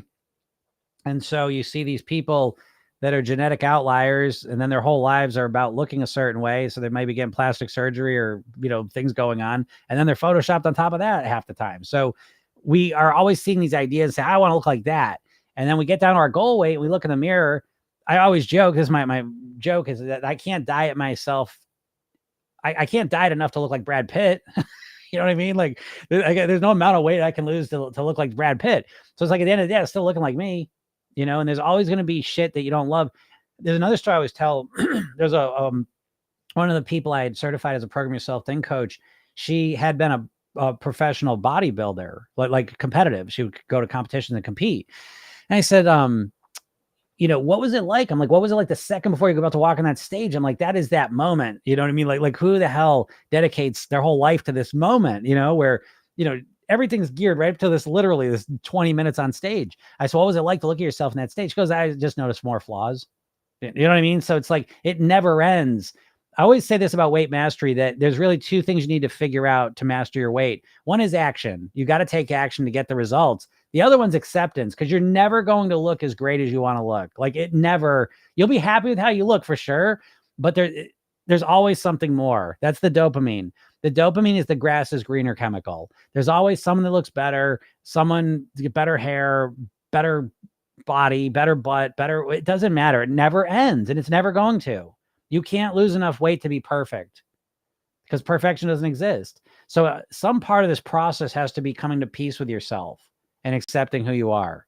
And there's that's social media. And even before social media, it's just media in general. It's a weird thing. Think about it. For most of human history, you lived in your small little band. Everyone looked like you pretty much. You know what I mean? So it was just a different world. So we all of a sudden live in this alien world, and it's easy to feel bad about ourselves, So you got to deal with that. Yeah, there's Brianna. I tracked macros for a year and lifted and put in a lot of work. The tracking got out of control. Exactly. So yeah, if I went outside my calories or macros, I'd freak out and binge. Again, coming from childhood. That is coming from child, but it's also coming from the strategy, Brianna, right? So it's a little of both. It's the mindset that you developed in childhood, and it's the strategy of tracking things obsessively leads exactly to that place for most people. So, and put them both together, it's almost guaranteed. So again, I'm not surprised at what you said. I told you it was going to be, I told you that, right? It says you're tracking, and or working out. I didn't mention that one. So, again, you've got all this motivation and ability, but you kind of, I don't want to say you wasted it. You didn't waste it. And there's a lot to learn from what you did. The biggest thing of all that you should learn, though, is that I need to set myself up with a way to do this that's sustainable and doesn't take 100% of my focus. That's the secret, What's up, Vicky? How's it going? Even as a successful Weight Watchers lifetime member for years and even understood mindset and lifestyle, PYT was a missing link to work on my diet or mentality. Yeah, exactly. Vicky she was a Weight Watchers superstar. I love Weight Watchers. Out of everything that's ever come around, Weight Watchers was one of the best ones. It was started by a woman in New Jersey. It was legit. It was good, but it was bought by Nestle Heinz years and years and years ago and turned into basically a shitty food company. But again, Weight Watchers, it's really a marketing company. Let's just let it be known, folks. It's a marketing company, and especially now. But they're not giving you any real mindset stuff. I hate to tell you, they're not. I'm not. They'll give you a tiny little bit, so there's that, but it's not enough. Trust me. Yeah, weight management, weight mastery, focus. It changes my focus. Yeah, and I say that for a reason. That's why I say that. I don't give a shit about weight loss. The whole diet industry's got you in just like the big difference between weight loss and weight mastery is for weight loss, the goal is to get to your goal weight. And with weight mastery, the goal is to live at your goal weight. And you've been tricked. Yeah, Vicky said she sold Weight Watchers and made millions. Yeah, she made a ton of money. And Heinz, when they bought Weight Watchers, you know where they used to have their meetings, they used to have them in the back of freezers at supermarkets because it was just a way to sell their shitty food. Why do you think Heinz bought it? Do you understand what I'm saying? Like, you've been led astray, folks, and in ways you don't realize either. That's the worst way to be led astray, is when you don't realize it. That's literally why I get out every day. I'm here every day. If you don't know, folks, I'm here every Monday through Friday. Every Monday through Friday, I get out here saying this stuff because this is a mission for me. This is life and death. This is very serious for me. So I get out here and do this for free just to remind you, it ain't you, because that's the worst part. There's the physical and health parts that are very serious, and I take those serious. But to me, it's the mental, emotional piece. It's worse. You're living a depleted mental, emotional life because you can't get a handle on this weight piece, because you internalize it. You blame yourself. You live a life of shame and guilt and frustration and anger and pissed off at yourself. That's the part that motivates me to get out here every day and do this for free. Is I don't want you to have that life. I want you to feel like the strong, beautiful, empowered person who you truly are. And when you have the right strategy in front of you, you can do it. You have not had the right strategy in any way in front of you. It's like cigarettes. You can look at cigarette consumption. Cigarette consumption went way down. Why? People didn't all of a sudden get more willpower, did they? Do you think that's why people stopped smoking cigarettes over the last 30 years? Is that what you think? You think people all of a sudden just what happened? because obesity's gone up, cigarette smoking went down. Did people somehow stumble into willpower? Or did they learn to think about cigarettes differently from all the education, all the trainings, and, you know, all the kind of top down things that kind of changed? Got rid of vending machines, got rid of cigarette advertising, started really increasing all those ads that taught us what cigarettes actually did. So what do you think led to the decline in cigarette consumption? Okay. And now you look at the food though, and there's nothing like that coming. No one's teaching you about how shitty this food is for you. You know, you're kind of on your own with it. So that's why I try to get out here. Joy fulfilled. Your advice is really appreciated. Another way to think about weight loss. Thank you. That's why I do it. I said, I forgot if you talked about this, but do you believe in BMIs and how accurate do you think they are? I think it's a measurement. It's fine. You know, it's, the BMI chart, I think for most people, they're going to find that to be, oh man, that's a lot, you know. Of course, eating 5 pieces of fruit a day, it might seem like a lot at first for people, you know. So again, we're so outside the norm at this point that when we look at the BMI chart, it's like, holy shit, that's a real low weight for me to be in a normal range. You know, it can feel that way. So, you know, it just depends. But I do think that, I think there's a lot of medicine. There's a lot of science behind the BMI charts. Is it 100% perfect or whatever? I doubt. I'm sure they'll find better ways to measure things. And even the BMI chart in general has been superseded by different measurement systems. So I get that, but I think it's a ballpark estimate. You know what I mean? So I look at the BMI and I'm in a normal range. I'm happy to be there. And if I wasn't, I would really want to be in a normal range. That being said, you can still be in the overweight, you know, between normal to the overweight range right after it. That's not a terrible place to be either. It doesn't mean you're going to be unhealthy at all, you know? And so there's a lot of conflicting data with that from what I've seen. You get an obesity range and now it's absolutely, it's correlated with health issues, you know? But so I like the BMI as a point, you know, and again, you can go deeper into it if you choose to, but I think it's not a bad place to kind of reference. I don't think it's a bad reference point. Yeah, Brianna said that's exactly it. What you just explained is my mom. Yeah, exactly, Brianna. And again, I just want to make crystal clear. It's not, we can have wonderful, wonderful parents, but they can also be the source of that awful voice in our head, because wonderful parents are also disciplinarians, you know? And so we internalize that disciplinarian voice and we usually just go, we make it even worse. We're the worst to ourselves. You would never talk to anyone else the way you talk to yourself in your head. I know this. And so we got to get control of it. You think that voice is helping you and it's absolutely hurting you. You don't realize that. That's such a big part of programming yourself then, is getting a handle on the voices in our head, because that shitty voice is not helping you. Not at all. What's up, Danielle? How's it going? Hey, what's up, Heather? All right. Thinking about the consequence helped me stay on track this weekend. Also ate apples and bananas.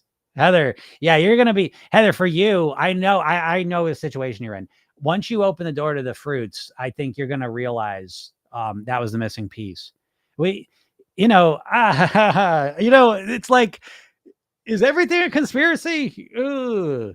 Why do people, I think it's hilarious. I think keto's the fucking dumbest diet on the planet right now. And I think keto's the only diet, I think, that brings you to the point where you're questioning, should I eat vegetables and fruits? I don't know if I should be eating so much fruit and vegetables.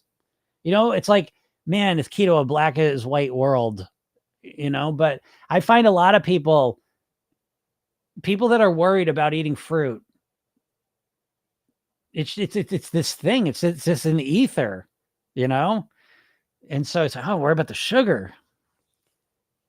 It's that I would say with in this culture, somehow we've gotten to the point. It's like the penny wise, pound foolish thing, where somehow people are like more tuned in to the sugar content of like a banana than they would the sugar content of like fucking candy bar. It's oh my God. If you don't know hypnosis, I don't know how you think of reality. Because I understand hypnosis and I can't explain reality, but I understand why it's this way. Meaning, people are not logical. We're not logical creatures primarily. We are emotional creatures. And that's a subconscious thing.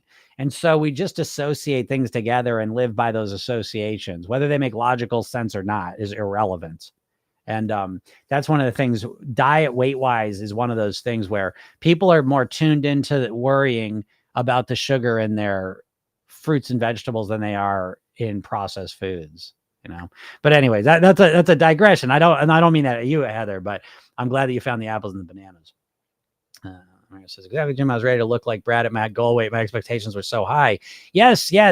Okay, folks, listen, the entire diet industry is built around the concept of the false hope syndrome. They try and get you all fired up. Every diet ad you've seen is a before and after pictures. And even those pictures are A, they're outlier people, B, they're outlier people because a lot of them, they're already in great shape. They put a little bit of weight on and they took it off. And, and it's shenanigans. I hate to say this, this to me is a feather in my cap. I'm proud of this, but program yourself thin. I do have a weight mastery program, but I'm not selling it. Like first of all, I don't give a shit if you get it or not. I really don't. I'm here to help you regardless. I don't care. But even when I am promoting it, I'm never going to say, you're going to lose all the weight and you're still not going to be thrilled with how you look. You're going to be happier. Like, that's what I'm trying to say. Again, it's a relative improvement. You have to recognize that there's relative and absolute improvements. Absolute is I'm going to lose all the weight and look like Brad Pitt. I'm going to feel like $1 million. Everyone's going to love me. I'm killing it. Everything's going to go great for me then. Right. That's what we think with the diet. And the relative improvement is like, well, I still look like this, still got this hair, still got these legs, this is what I am, but I'm a better version of myself because I feel happy with myself. I'm energized, I'm nourished, whatever, and so that's where you got to get to. And it's not as exciting as believing some fairy tale that you're going to, wake up looking like some Hollywood movie star. But that's the hypnosis that they put into your brain, whether you realize it or not. And it's functioning, it's driving. So like Mario says exactly, Jim, with an exclamation mark. So a lot of what I do here when I'm doing this podcast is I'm explaining things. I'm making clear and explaining things that you're feeling vaguely. And so I like to kind of reveal the magic tricks that the diet company's using to kind of screw you over. And I like doing that because you deserve that. What's up, Maha? Daniel K says, I heard now Heinz is offering meal plans who are taking Ozempic. Not only that, yeah, you're right about that. And that might be the same one, but someone had mentioned the other day that they got, it's going to be all Ozempic food and Mounjaro food because, and the hilarious thing was though, oh man, see, I'd be nervous about this. I would be very nervous. This is where I'm starting to realize my worry about these drugs is that they're like too effective. To be honest, program yourself thin. I'm about to add this when you start the program, you have to okay it and say, I won't go below my goal weight, because I was worried about this with program yourself thin, but the Ozempic's even worse because there's no mindset piece to it. What's happening is people are getting so not hungry. They're not getting the nourishment in their body. And so the muscle loss on these drugs, when you're losing the most, you're losing the most muscle. And what's happening is people aren't hungry and they already eat like shit. Yes, you do. Stop. Oh, the healthy person who can't lose it. So, you're eating like shit to begin with, but now you just have a lot less hunger. You haven't learned how to eat better. So now that Ozempic food, you know what Ozempic food's going to be? Because I saw this the other day of the pizza. It's who is it? Oh my God. If it wasn't, it might've been Heinz. You might be right on there, but it was Stouffer's, whatever Stouffer brand is. So we got frozen pizza for you. And it's everything the Ozempic user needs. It's filled with fiber, protein, minerals. Yeah, in your frozen pizza. Oh yeah. You're gonna have a tasty pizza that has lots of fiber and minerals in it. Yeah. So the big problem with your Ozempic bodies is that you do not want to eat, and you don't know how to eat to begin with. Is what got you into this whole problem. Oh, I know what to eat, Jim. I just eat too much. Nope. You don't know what to eat. If you're like the average American, I've not seen very many Americans that know how to eat right. I didn't know how to eat right. It's been a fucking 30-year journey. And so now you're just not hungry. So now what do? Just eat a little bit of the bullshit. Well, I don't know. We'll see what happens. This book already, it does make the point that this medicine, yes, they've been studying this medicine for a while for type 2 diabetics. They have not studied this medicine for a long time with people that don't have insulin resistance and type 2 diabetes. So, they're just giving this shit out real fast. It's a very powerful drug. I hope for all of you, it's not a dangerous drug and doesn't lead to problems. It's a very powerful drug though. And again, we keep moving. It's for type 2 diabetics, which again, as I was saying earlier, we've minimized what that is. People just look at type 2 diabetes. It's like your eyes are getting bad as you get older. Nope. That's not what it is. It's a chronic fucking disease from a chronic bad behavior, just like cirrhosis of the liver. What it's like, oh, you got cirrhosis of the liver. Well, here's a pill you can take and it makes you want to drink less. That's what Ozempic is, basically. That's a good way to look at it. You'll still drink. You can still drink, but you'll drink 2 drinks and then you'll be done. Well, you got cirrhosis of the liver. You still got fucking type 2 diabetes, but you can still keep cranking up your blood sugar constantly. So I don't know. Yeah, Deanna just said it was Nestle. So they're all going to do it. It doesn't even matter. It doesn't matter. They're all going to do their Ozempic weight loss drugs, foods. And go ahead. Go fucking take your Ozempic, have no appetite, lose a bunch of weight quick, and eat your shitty fucking Stouffer's nutritious pizzas. Go eat your nutritious Stouffer's pizzas. And I'll be over eating salads. And it is what it is. So that's the thing. I say, with weight loss medicine, and I know, because I'm one of the few that does weight mastery. And so I look at this different than fucking doctors. I don't know. I'm not a doctor. I don't know as much about the medicine aspect of it, but I understand behavior when it comes down to changing your behavior to live at your goal weight. Like one of the few people on the planet, because no one studies this. And so, yeah, if you don't want to change anything, you don't want to change your mindset, you don't want to change your lifestyle, you don't want to change your diet, then please go get the medicines and knock yourselves out. And what's going to happen is they're going to find they're basically turning into people, at the worst case scenario, they're turning people into anorexics. And I've heard this repeatedly now.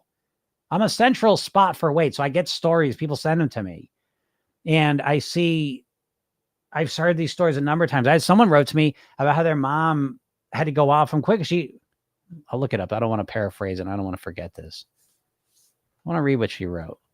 She said I could use this in this too. And I don't know how the hell I got an Ozempic, but here we are. And I'm going to ride this out a little bit. Where is it? Here it is. She goes, I found you a month and a half before my mom had a mini stroke on the phone with me, which ultimately led doctors to discover she needed emergency quadruple bypass surgery. The night after her release, she was rushed back to the ER and had to be put in a medically induced coma and intubated. Know what almost killed her? Ozempic. Her surgeon admitted he was not well educated about semaglutides because it's such a new thing and they're still learning about effects and interactions. A heart surgeon who practices at Mayo. Okay, so that's the clinic. That's the clinic. Not only do we not know what it's doing to our bodies long term, but even some of the best doctors don't know how to handle it in an emergency. She literally almost died because of this. So,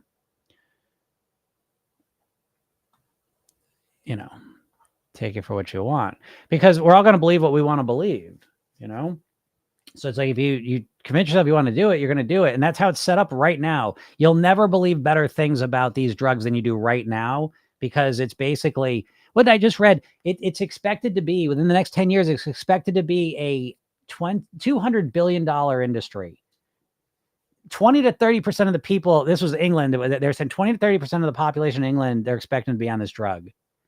So it's so much money behind it that you're never going to think better about it right now, because there's you don't see it. You know what I mean? But there's such a push behind it for everyone to want to do it. And doctors just prescribing it. I was thinking this the other day, Ozempic brought to you by the same people that brought you the opioid epidemic. And I think that's a good way to look at it. I'm not saying it's a bad drug. I'm not saying that, but I'm saying the people that are bringing it to you, we have this eternally optimistic, hopeful, naive viewpoint of them. And I live in an area that was hit real hard by the opioid epidemic. And, they just had a settlement, all these companies had to make a settlement to all these small communities that got fucked by it. And you're seeing it now. And it's even worse because, I told you, I never watched commercial TV, and I was watching the other day, and all of a sudden it's like, oh my God, it was all Ozempic fucking commercials. And I'm just like, I don't even know how this is legal. So it's like, I'm gonna get off that. Yeah. I know someone who started with maybe 15 pounds to lose and now looks quite anorexic. Yeah, it's a fast, rapid weight loss where you're not hungry at all. It's weird. And again, what I do worry about genuinely and I say this a little snarkily a little bit, but if you don't want to change your mindset, lifestyle, or eating, it's a great strategy. But then I am genuinely concerned for people that don't want to change their eating and then now just eat less McDonald's, less, shouldn't have said that, less fast food, less processed food, less sugary bullshit. You know what I mean? They're not transforming their calories. They're eating less shitty calories. The main problem that started all this, folks, is not fucking biology. The main problem creating obesity is not biology. The main problem creating obesity is the food supply. And so when you take your Ozempic, have you gotten education? Educate. Would you get a pamphlet? Make sure you eat fruits and vegetables. No one gives a shit about that. Doctors, I was going to stop talking about this because I was saying this the other day with someone who's, she might be here, but she has some troubling lab results. But she's on a downward trend. She's been doing program herself. Their weight's going down. She's been on a downward trend. It's not 2 pounds a week, but it's consistent, steady, stable weight loss. And they want to put her on the medicine. Well, you want faster weight loss now? Because 2 months ago, you didn't fucking have anything for me. You had to eat better. That's what doctors had for you when it came to your weight loss. Hey, you might want to eat better and exercise more. No shit, doc. You got anything else for me other than that medical establishment? Have you ever gotten anything from a doctor that was helpful for your weight loss other than surgery or a pill? Again, that's not what they do. But now the stable, steady weight loss naturally isn't enough. We need to put you on the medicine. Be careful. If you have not studied, this is how reality works, is that the past keeps repeating itself. So in real time, we can't see things for what it is. So what you've got to do is take a step back and look at the players involved in different contexts. And the context I'd suggest, the two big contexts I'd suggest you study to understand where we're at right now, because we can't see it. We're in it. We can't see where we're at with it. The first one is the opioid epidemic. Go watch a documentary or a movie about how that happened. And what you're going to notice is they came up with this drug, went to the doctors, and found a sneaky way for them to overprescribe something extremely addictive. And so without taking a step back and considering, I'm not going to say that. I'm sure people consider the repercussions. But what happens? We live in a culture where the money overrides all that. So there's a very good chance here. Don't you find it odd that you all know, you've all been to the doctors in the last year, then you've been offered this medicine if you're overweight? I'm not against the medicine, but I'm saying it's just, to me, it looks a whole lot like the opioid thing where they were off to the races with it. Destructive. I don't need to tell you, I'm not an opioid epidemic expert, but when you look into it, you know what you're going to feel? Fucking angry. You're going to feel really angry because there was people that knew exactly what was going on and don't give a shit. And so that's one thing to study is the opioid epidemic. If you want to start understanding the medicine, the diet pill, and again, I'm not talking about the pill and the effects it has. I don't know what that's going to be. What I'm talking about is, to me, what seems like an instant overprescription of it to everyone who needs it or not. That what the fuck are we doing? We don't know a lot about this medicine. That's for sure. And it's being prescribed like it's nothing. No one's arguing that. So that's the first thing, is I would study the opioid epidemic and then think about it. And the other thing I would study is the cigarette companies. Go study the cigarette companies and watch how that happened. Because with the food, we're in 1950s. The 1950s, no one thought of cigarettes as being that bad for your health. And that's where we're at with the food. It's the same exact thing. So in order to see the food for what it is, you need to understand the cigarettes and how that story went. And I believe in order to understand, maybe not, I could be totally wrong with both of them. Well, I'm definitely not wrong with the food one. That one's 100% accurate. The medicine one, maybe I'm wrong, but one thing I think it'll help you see with your eyes is how these medicines can quickly be distributed through the doctors who fucking have no clue. The same doctor that knew nothing about weight loss the last 20 years, you've been seeing them now. Why do they know about this medicine? Because that's the distribution network. Let's be honest. Again, I'm not judging your doctor. I'm sure I like doctors. It's the system. Anyways. Fred says, hi there from New Zealand. Been following you for about a month. Finally have hope after 40 years of dieting. You make so much friggin' sense. And I love your sarcasm for bloody crack up. Well, thank you. I appreciate that. And that's what I do this for. Again, I get so many of my clients have been professional dieters is how people put it, dieting for 20, 30, 40, 50 years. And that's why I do this, because I know you're a hard worker. I know you're smart. And I know you're willing to put the work in, but I know you also got to the point where you're like, what the fuck is the point of doing this anymore? But it's not because you're broken. It's because the diets are fucking broken. And once you're given a real strategy that makes sense, you step into a completely new reality, and that's my goal for you, Deanna says, can you say that again, Jim? What caused her to almost die? It affected her heart. I'm not sure. I don't know if she went to the detail with, let me see. I'll say it one more time. But I will tell you, I have heard 3. I don't know if she said exactly how it is. Yeah, he said Noah almost killed her Ozempic. Her surgeon admitted he was not well educated about semaglutides because it's new. So I think there was some effect or interaction from it on her heart, is what I'm kind of taking from that. But I've heard 2 other stories of people that have been older, like over 75, that have been put on it, and it became an anorexic issue. They didn't want to eat at all. So again, my issue now, I look at it, now I'm a big fan of nutrients. I like nutrients more than the average American. I like nutrients more than the younger Jim. Used to didn't give a shit about nutrients. I didn't think about nutrients. So nutrients are really important. And I do worry about this with the medicines, that I think people, because also I'll eat the right nutrients. Oh, will you?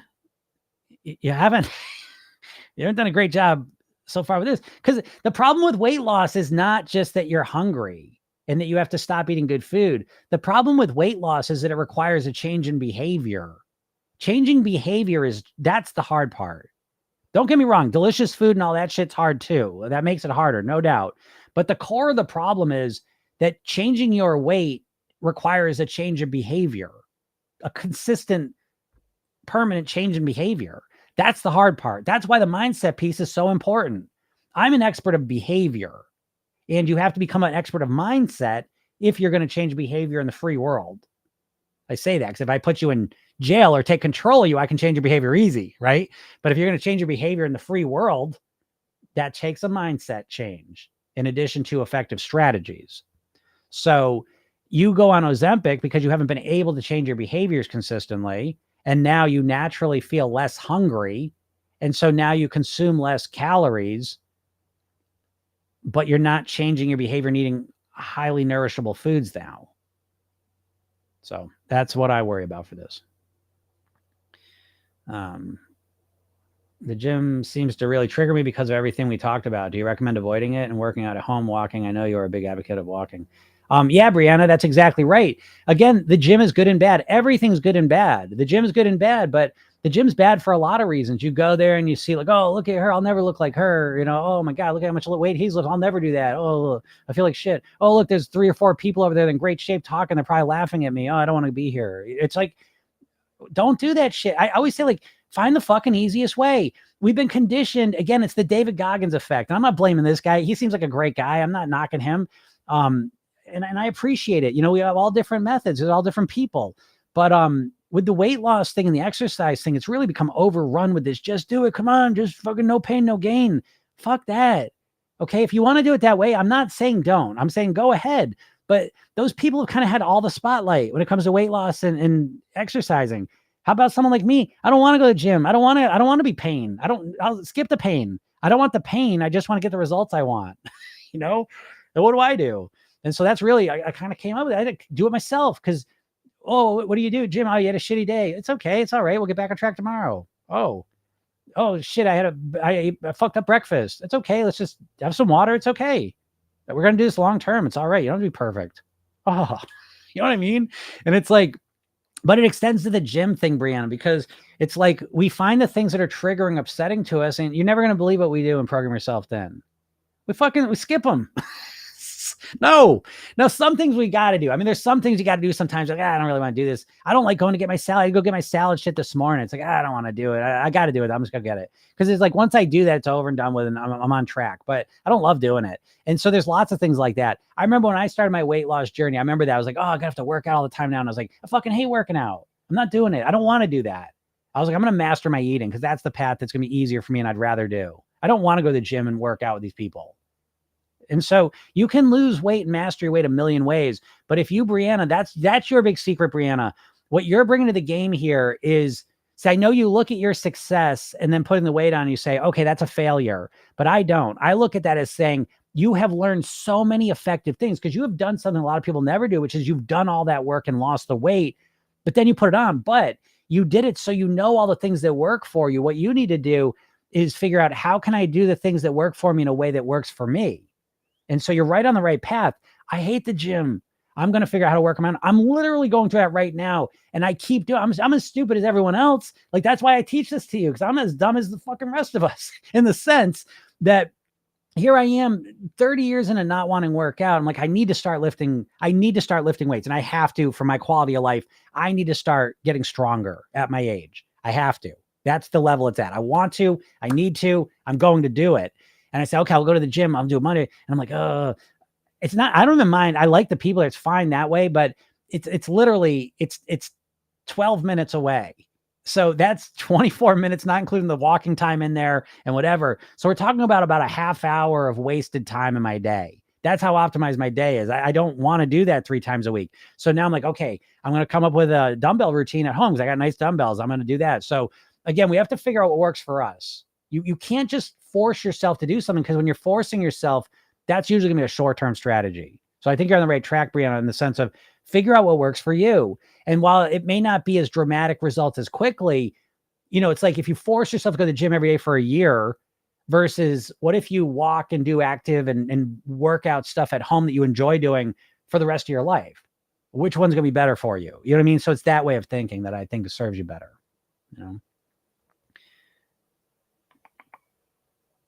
Let's see.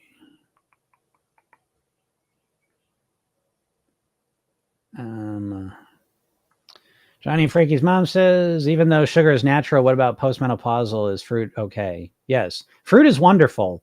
Eat more fruit, folks. Okay. Now, maybe you have a reaction to specific types of fruits. Some people do this. I've seen this, where some fruits may spike your blood sugar. But find out. Don't assume it. Find out. And if they do, avoid those. Not all fruits will, most likely. And fruits are wonderful. Okay. Postmenopausal, premenopausal, doesn't matter where you're at. Fruits are like we've been eating fruits longer than anything. We evolved back, the whole monkey thing. We were eating fruits up in trees. So we've been eating fruits forever. So fruits are good for you. What are your thoughts on Ezekiel bread versus processed white bread versus no bread at all? I like Ezekiel bread, and I eat it on my clean days. Okay. So I don't have a problem with grains. It's the way they're processed. I don't like to eat flour on my clean days, ideally. No bread at all. I think grains are good. I think overdoing it. The problem is our refined grains down to flour. Ezekiel's sprouted grain, so it's slower absorption, better. And I don't eat a ton of it. I eat 1 piece of it a day, Monday through Friday. So I like that. So I personally, my bread routine, and I love bread. Okay. I'm a bread pasta guy. That's my thing. I never really way overdid it with the sweets, although I consistently ate a lot of sugar. I wasn't someone that eat like a bag of brownies, but I would consistently eat brownies. So my sugar consumption was high. But bread, pasta, watch out. I could eat a loaf of sourdough bread right now. I could eat, 3 sandwiches a day. I can eat a lot of bread. So a big part of my clean days is I really look to eliminate flour is my goal. A lot of times I will eat some, but I think that the real key is to I like to manage it. And so that's kind of how I go at it. I eat Ezekiel bread during the week, and I will eat like bagels, and it's a refined pasta during the weekend. All right. Brandon said the Brad Pitt comment makes me laugh because it's so true. When I got to my goal weight, I was so unhappy. I fell into a bad depression because I had this image of myself in my head if I lost weight. I get it, Brianna. And I say that again, it just is what it is. But to me, that's why Program Yourself Thin. It's not just a weight program. It's about becoming the best version of yourself possible. Because if you, Brianna, like when you go about it, the whole time in your head, you're like, I'm going to lose weight. I'm going to look like Beyonce. I'm going to do this. I'm going to look like that. And it's like, you're setting yourself up for failure. When you start being like, how can I be the best Brianna possible? Like, who is the best kick-ass Brianna? And you start thinking about that. You start accepting yourself. You start knowing who you are. And you start kind of, I think, orienting around your high points and just accepting the low points. I did this shit. I remember I was like 22 years old. And I was like, oh man, I'm going bald. And it's like, fuck it. I'm not dealing with this. Fuck it. I don't want to be thinking about it. I don't want to feel, so I'm not saying that's the right solution for everyone. But for me, it was like, fuck it. I'm not going to let this thing be, because it bugged me. I didn't like it, and so it's like, this acceptance piece is such an important piece of the puzzle, because we're taught to not accept ourselves. We are conditioned in this society to hate ourselves, basically. And so it is a work to really start to embrace and love ourselves. But when we build the process right from the beginning with that, that's what's such a game changer, because then you find out what's uniquely you. There's only one Brianna on the planet. And when you're really thriving and doing well and feel good about yourself, I bet that Brianna's probably just kicking ass. And so while I may not look like Brad Pitt, I have no, I value myself. I don't lose any value out of that. I'm fine with it. I feel like I got other things. You know what I mean? So it's like, I think it opens you up. I don't look like Brad Pitt, but I got these other qualities that I care more about anyways, because when you really start to think about who you are one person. And it's such a weird thing. We can go through life completely not appreciating. This is why in Program Yourself Thin, gratitude is a huge piece of the puzzle, because we start feeling grateful for who we are. And we can go through a whole lifetime of feeling completely ungrateful for who we are, that we don't look like a certain person. So yeah, that's a huge part of the whole thing. What even is considered Ozempic food? Ozempic food's going to be stuff that's the same food as everything else. It's going to be smaller. It's smaller portions. And they're going to bullshit you by saying it's really got all minerals. Imagine Stouffer saying they're going to put minerals in a pizza. Like, what minerals are they going to put in a pizza? It's not going to be the minerals I'm going to get out of the salad I'm going to eat in 2 minutes. Danielle says, I'm forever grateful for your gym, and your program's completely opened my eyes to the food industry. I'm glad, Danielle, and you're awesome. So good job. What's up, Carrie? All Day Removals. How's it going? I think about you, All Day Removals. Did you ever step on that scale? How's that going? All Day, are you still here? Let me know. Did you step on the scale, and are you still doing that plan you were doing? Flop says, I'm slowly starting to go back to my old habits. Yeah, well, that happens, Flop. That's what you got to kind of stay on track of. I mean, and it is that way. You don't just change and then just be a different person. You know what I mean? Like you have to nourish it. It's like, again, you weed the garden, you do a bulk of the work, but then you got to maintain it. And so it takes some of that. Baby says, Mr. JK, I don't hear you very often, but when I do, I know I have to keep hearing you. Oh, thank you. And people do say that. I will say, yes, listen to me more when you're feeling down or whatever. Just put me on, because I'll get you back on track. Mario says, my close friend went on Ozempic months ago and now is extremely thin and unhealthy. She doesn't see it. Yeah, well, Ozempic, the face, I think, is a real thing. I think you're going to start to be able to identify people that are on it, and they look gone. I mean, that's what people say. And you're losing a lot of weight rapidly. Most people, listen, we live in a country where the majority of people are overweight and undernourished. And so now we're going to have people that are underweight and undernourished. And ironically, the underweight and undernourished shows up worse on a person's body visually, usually. So there is that. You're going to notice it, and you're going to notice the signs of it. We haven't been able to articulate exactly what the differences are, but you're going to start to notice. They're going to define the characteristics of what Ozempic face is. And it is what it is. But again, teach his own. Olive says, I thought the same thing regarding the opioids. Yeah, I'm glad you said that. I literally thought that the other night when I was watching something, and I think that's a good way to frame it. Deb says, I'm looking at purchasing your program, but was wondering if there is bilateral sounds in the background. No, I have some sessions that do have binaural beats in the back, but most of my sessions, you know what? Am I crazy? Do I do both? I literally am blanking on my own program. I'm going to look this up real quick.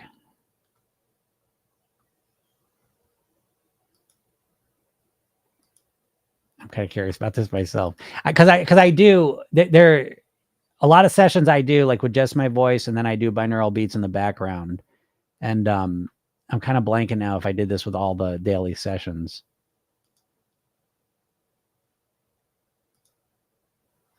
Oh, crap.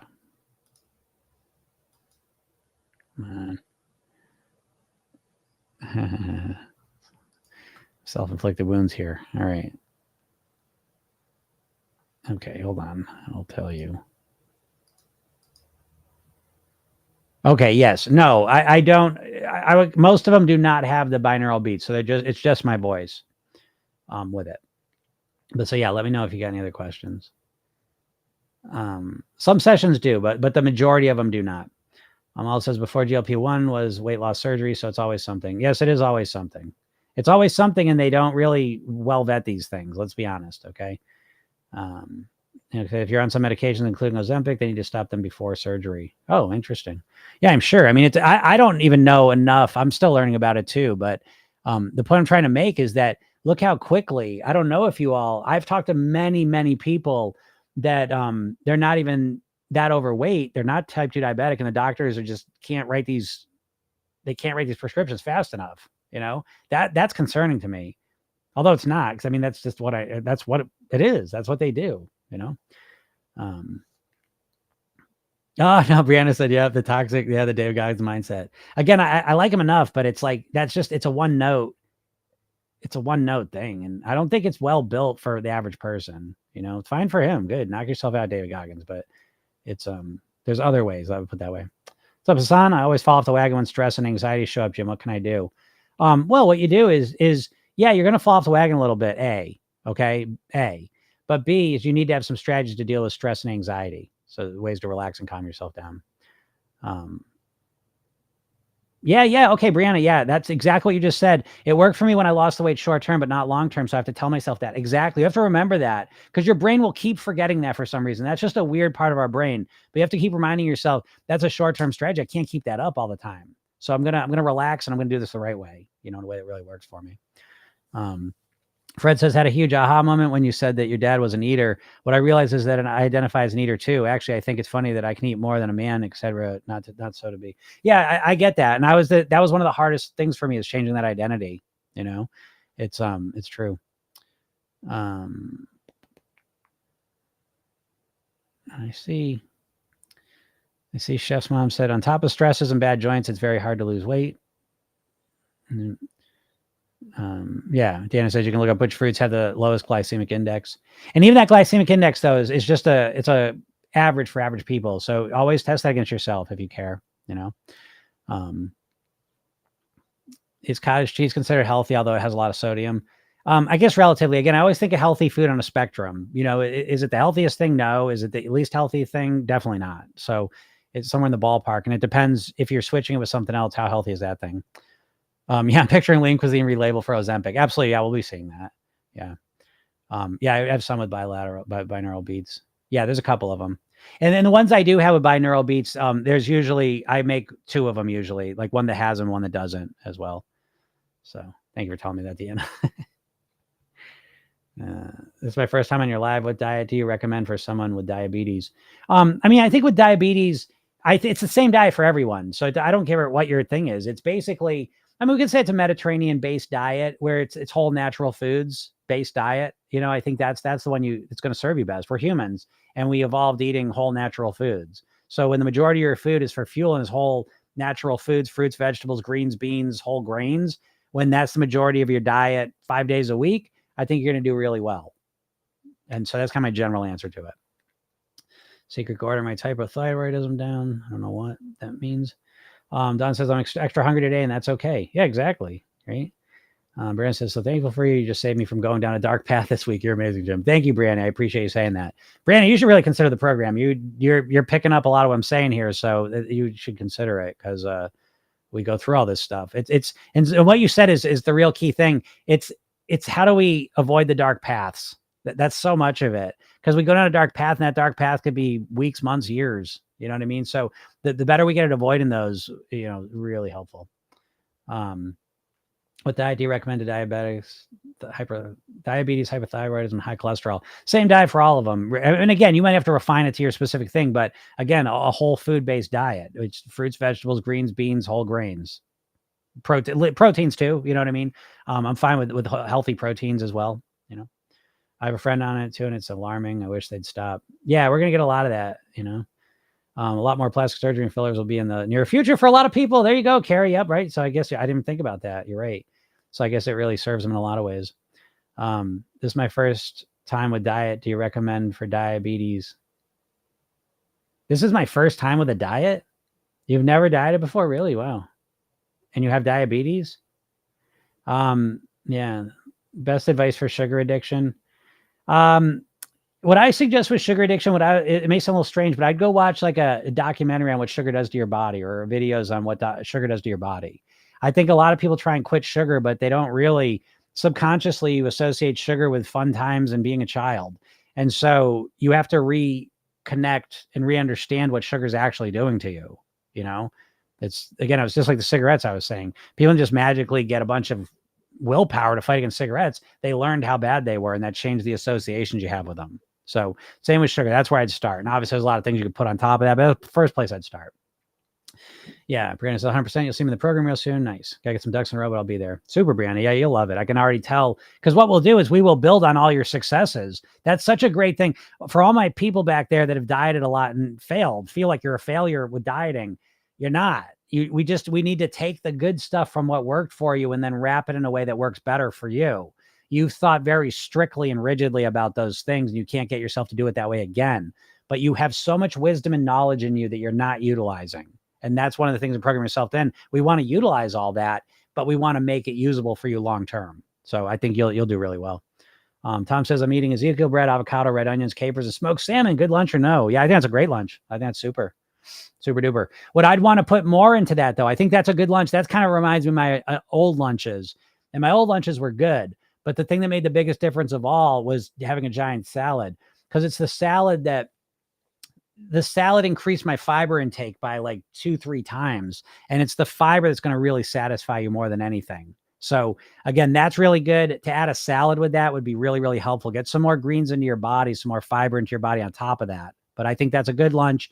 But I would look at it now and I would say, that's a good lunch, but I want to know where my hunger is at, because I used to eat a lunch very similar to that. And I would be hungry within about 2 hours, and I had to kind of deal with afternoon hunger and going into dinner being hungry. Once I started eating the giant salad, which you can go to my TikTok and check it out, you'll see what it is. But once I did that, I was very, very satisfied all through the afternoon. And as I went into dinner, I'd be relatively satisfied as well. So, because I add a lot more fiber into it, but I think that's a good one, but I would be concerned about the hunger. Mario says, thankful for the lives. Look forward to seeing them every day. Thank you, Mario. I appreciate you saying that. And I'm going to watch that big back thing for you so I can answer that. I don't be mad at you. Sina says, thoughts on daily coffee. I drink coffee every day. So what am I going to say? But I do drink black coffee. I've cut it down by about 70% this year, which I'm pretty happy with. And I usually stop drinking it by about 3:30 in the afternoon. Yeah. Vicky says, you give us hope and affirmation. I appreciate you saying that. That's my goal here. It's kind of support you all. Brandon said, I tagged you in a TikTok of the top doctor who is carnivore. Long story short, no long carnivore. Yeah. The carnivore is silly and goofy. And it's sad to me that doctors are the ones promoting this. But again, to me, it lets me know that doctors don't know anything. Doctors rarely, unless it's a personal interest, doctors know very little about nutrition. They study shockingly little nutrition. And if you don't know this, you'll be surprised by it too, I would imagine, because you assume they know a lot about nutrition. Doctors don't know a lot about health. They know a lot about acute diseases and problems. And so doctors don't have a lot of wisdom for you when it comes to how to be really, really healthy. That's not their job. They're good with dealing with acute and chronic health issues. So, and treating them, not resolving them. And that's what it is. Okay. But yeah, the carnivore doctors, I would say blanket statement, we're not carnivores. Okay. That's pretty fucking clear. And so I don't know why doctors are doing this, but I've heard some pretty ignorant ass doctors. It's weird. Not all it's a joke. You know what they call the person who graduates last in the medical class? Doctor. So it is what it is. And I love doctors. I'm busting chops a little bit, but they need that a little once in a while. Because the two greatest hypnotists in our society, maybe three, but it's only two that you see all the time. The two greatest hypnotists in our society are doctors and cops, right? They have a high level of authority, and so we don't really question them. So they deserve to be questioned a little bit more, not a problem. Brandon says an esthetician, so focus on skin health, and dermatologists don't know shit about it. Yeah, crazy. Same thing with that. Yeah, again, they really are. I hate to say this, don't get mad at me, but they're kind of distributors for medicines and treatments. You know what I mean? Like, again, they're not, and they're good people. I'm not judging them personally, but the system they work within is a system to, manage and try to treat symptoms. We all know that. I mean, that's not a secret. That's not a hot take. It is what it is, right? So yeah. Yeah, look at that. Deanna says yesterday I ate Greek yogurt with berries and I wasn't hungry until 2. Yeah, that's the secret. In Program Yourself Thin, we look to manage our hunger. We figure out what foods really satisfy and nourish us. Imagine losing weight while you're not hungry, but you're not on Ozempic either. But there's natural ways to increase your GLP-1 hormone, which is what that does. People don't know that probably, but yeah, it require you to change your diet, eat healthier foods, which a lot of people don't want to do. But anyways, got to get out of here. If you're not in my world, folks, make sure you go to my bio, click the link at the hypnosis session, watch the video I made for you, and read the emails I send you. Listen to the podcast. Podcast is Program Yourself Thin. Every Monday through Friday, I put one of these up there. Follow me. If you don't follow me on Instagram or TikTok, make sure you do, because I got new videos coming out all the time. I got a whole bunch of good ones coming out, I think. So check those out. And then if you're really serious, go check out Program Yourself Thin, get in the program, and work with me. So yeah, Carrie says more fiber is one of the top solutions. Yeah, I say more fiber is number one top solution in my opinion. So, all right, everyone, have a super duper day. Thank you so much for listening. You guys are awesome. This was such a good one. I can't believe I've been on it for 2 hours. Holy shit. But you guys made it happen. Thank you so much. Great comments, great questions. Appreciate it. Have a super day, and we'll talk soon. Bye.